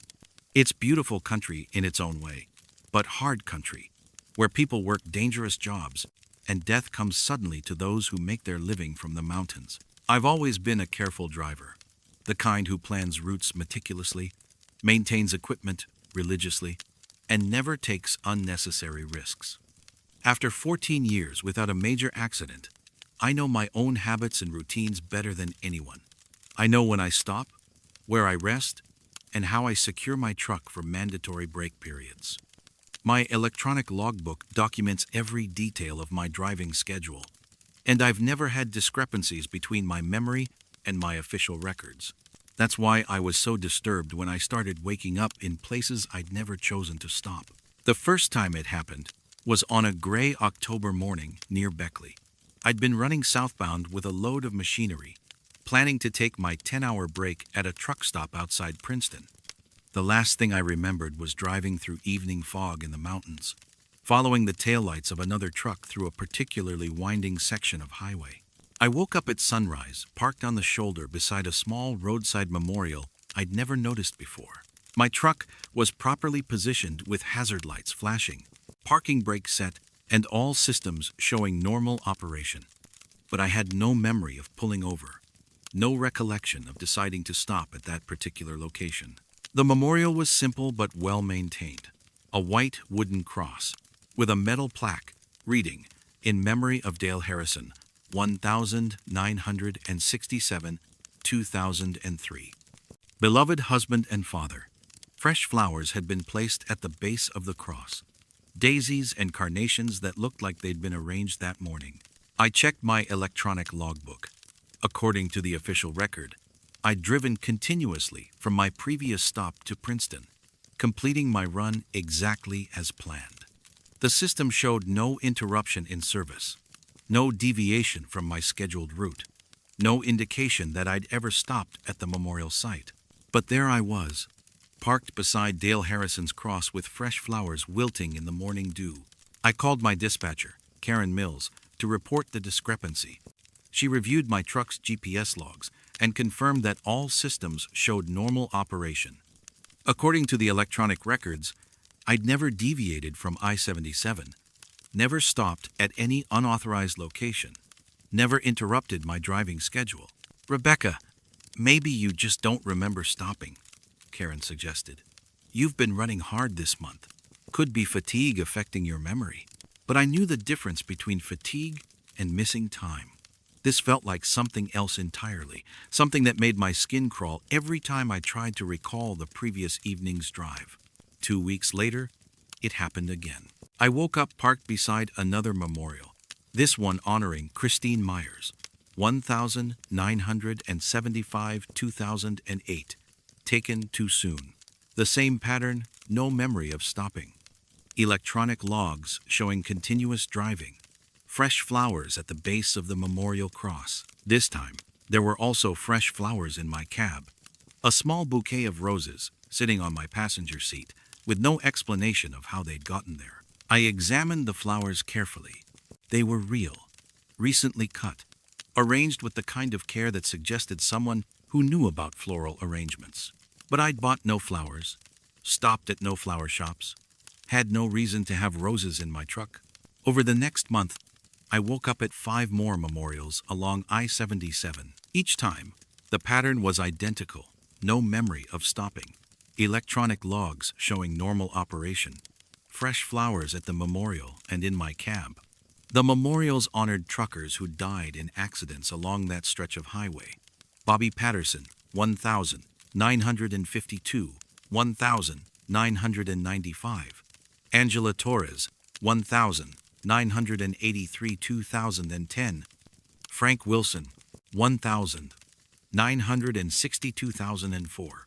I started researching the names on the memorials, looking up accident reports and obituaries.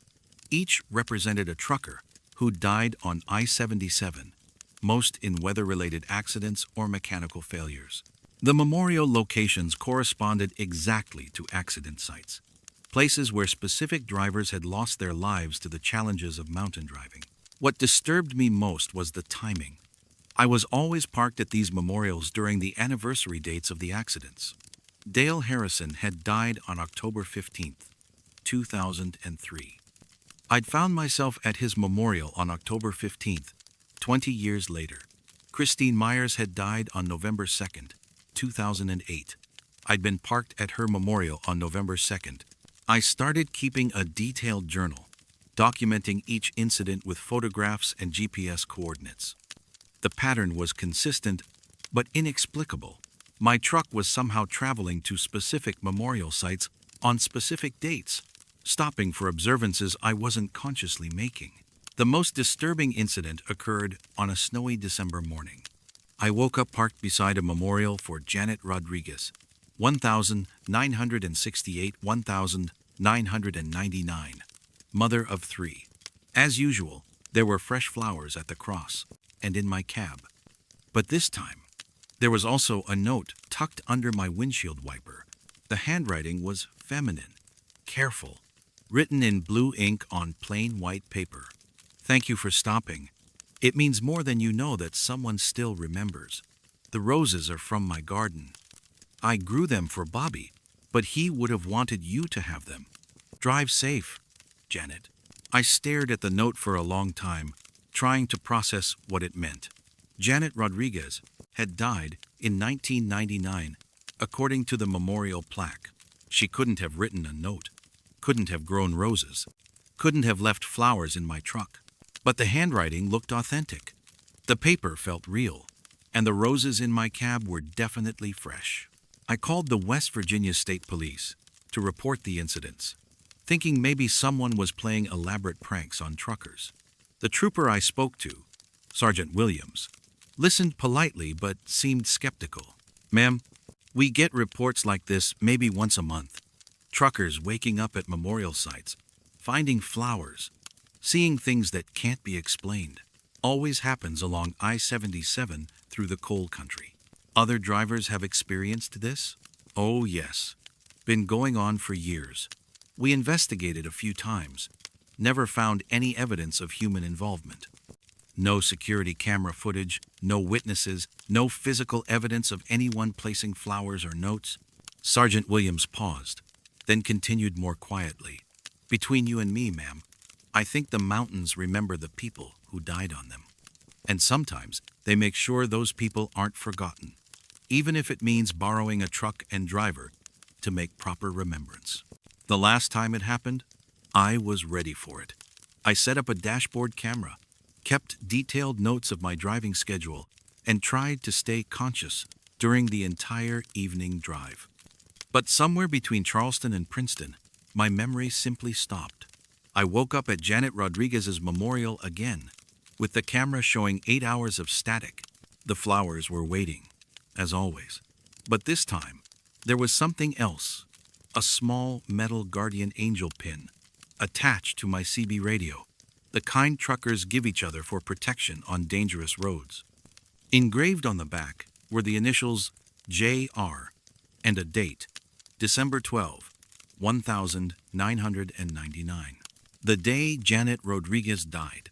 I don't fight it anymore when my truck decides where to stop. I've learned to keep fresh flowers in my cab, ready for whatever memorial needs attention. Because I've come to understand that some obligations transcend the living, and some drivers never really finish their routes. They just recruit others to help them complete the journeys that death interrupted.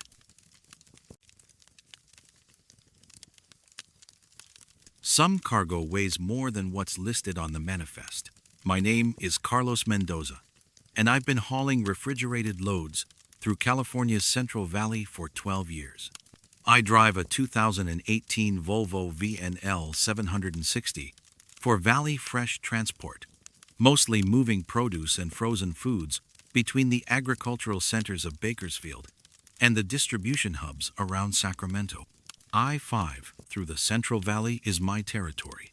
300 miles of flat farmland where you can see forever in every direction, and where the cargo you're hauling feeds half the country. Reefer loads are all about precision.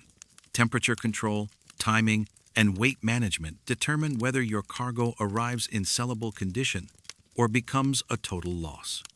Every pound matters when you're hauling 40,000 pounds of frozen vegetables, and every degree of temperature variation can cost thousands of dollars in spoiled product.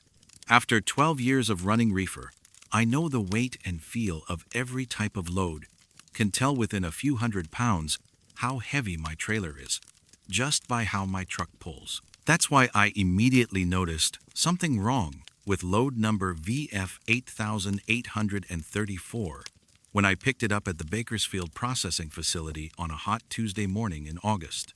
The paperwork showed 28,000 pounds of mixed frozen vegetables, bound for a distribution center in West Sacramento. Standard load, routine destination. Nothing unusual about the cargo or the delivery schedule.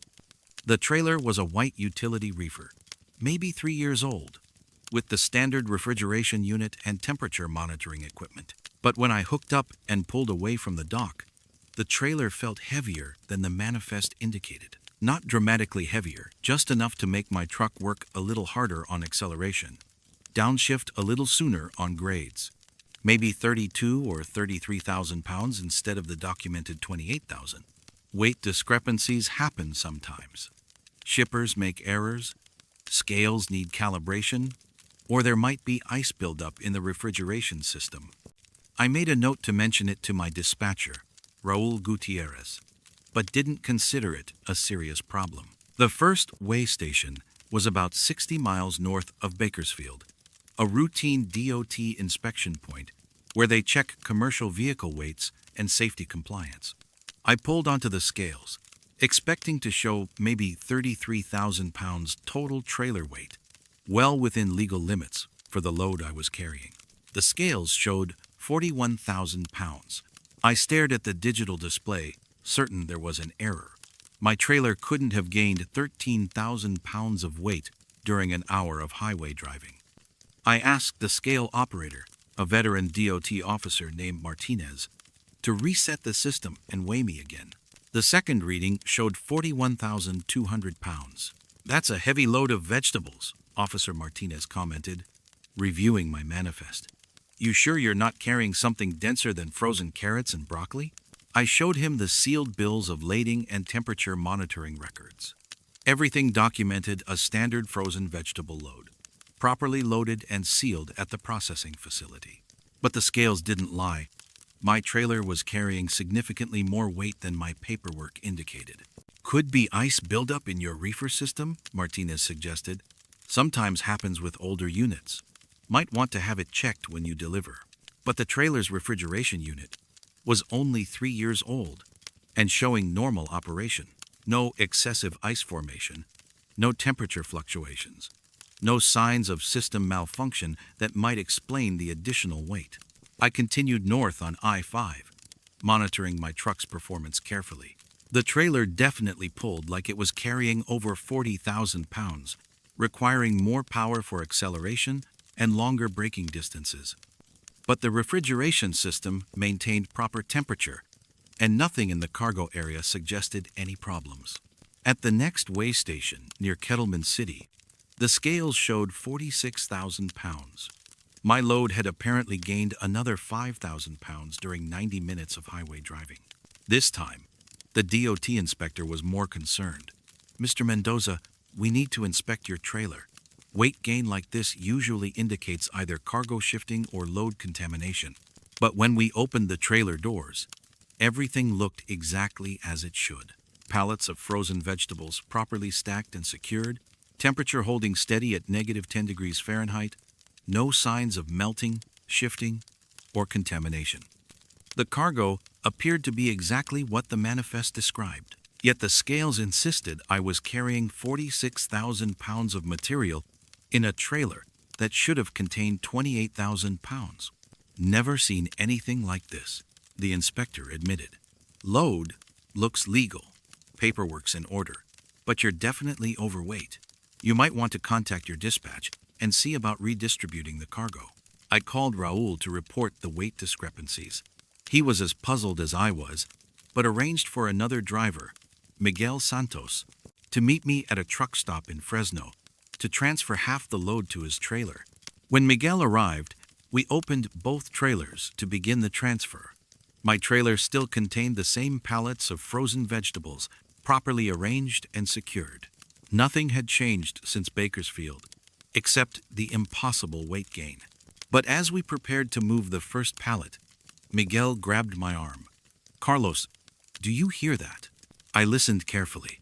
Beneath the hum of the refrigeration units, I could hear something else, faint voices coming from inside my trailer. Whispered names, barely audible above the mechanical sounds. "Maria, help me. Roberto, Where am I? Sophia. You hear voices? I asked. Miguel nodded, his face pale. Sounds like people calling for help. But there's nobody in there except frozen vegetables. We checked the trailer thoroughly, looking behind and under every pallet, examining the refrigeration equipment, searching for any source of the voices. Nothing. Just cargo and cold air, and the persistent whispered names that seemed to come from the walls themselves. I decided to complete the delivery without transferring cargo. Whatever was causing the weight gain and the voices, I wanted to get the load to its destination and be done with it. The final weigh station before Sacramento showed 52,000 pounds. My trailer had gained another 6,000 pounds, bringing the total to nearly double the original manifest weight. But more disturbing than the weight gain were the voices, which had become clearer and more numerous as I traveled north through the Central Valley. I could hear dozens of names now, whispered from inside the sealed trailer. Linda Martinez, missing since 2015. Jason Williams, disappeared 2018. Carmen Rodriguez, last seen 2020. I pulled over at a rest area and called my wife Teresa to tell her what I was experiencing. As I described the voices and the weight gain, she interrupted me with a sharp intake of breath. Carlos, those names you're hearing, some of them have been on missing person reports.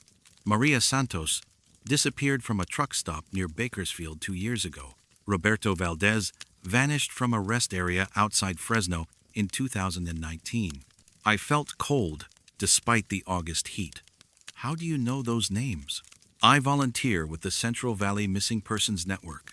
We maintain a database of people who've disappeared along I-5. Most of them are never found, never explained. Just people who stopped existing somewhere between Bakersfield and Sacramento. The voices in my trailer were calling out names of people who'd vanished from the exact route I was traveling. People who'd disappeared from truck stops, rest areas, and gas stations along I-5. And somehow, their voices were trapped in a load of frozen vegetables that weighed impossibly more with each passing mile. When I reached the distribution center in West Sacramento, the receiving dock manager was waiting with a concerned expression. Mr. Mendoza, we've been monitoring your load's temperature and weight during transit.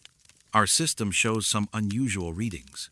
The scales at the receiving dock showed 54,000 pounds. My trailer had gained over 26,000 pounds during the trip from Bakersfield, weight that corresponded to no physical cargo, no mechanical explanation, no logical possibility. But when they opened the trailer to unload, it contained exactly what the manifest specified. 28,000 pounds of frozen vegetables, properly packaged and preserved. The voices stopped when the doors opened, as if whatever had been trapped inside had finally found a way out. But I could still feel their presence, could sense dozens of lost souls that had somehow attached themselves to my load during the journey through the Central Valley. I don't know if those missing people found peace when my trailer doors opened, or if they're still traveling I-5, looking for someone to carry them home. But I've learned that some cargo can't be measured by conventional scales, and some loads grow heavier, not with added weight, but with accumulated sorrow. I still run reefer loads through the Central Valley, but I always check my trailer's weight more carefully now. Because I've discovered that the road between Bakersfield and Sacramento carries more than produce and frozen foods. It carries the weight of everyone who's ever disappeared along its endless miles.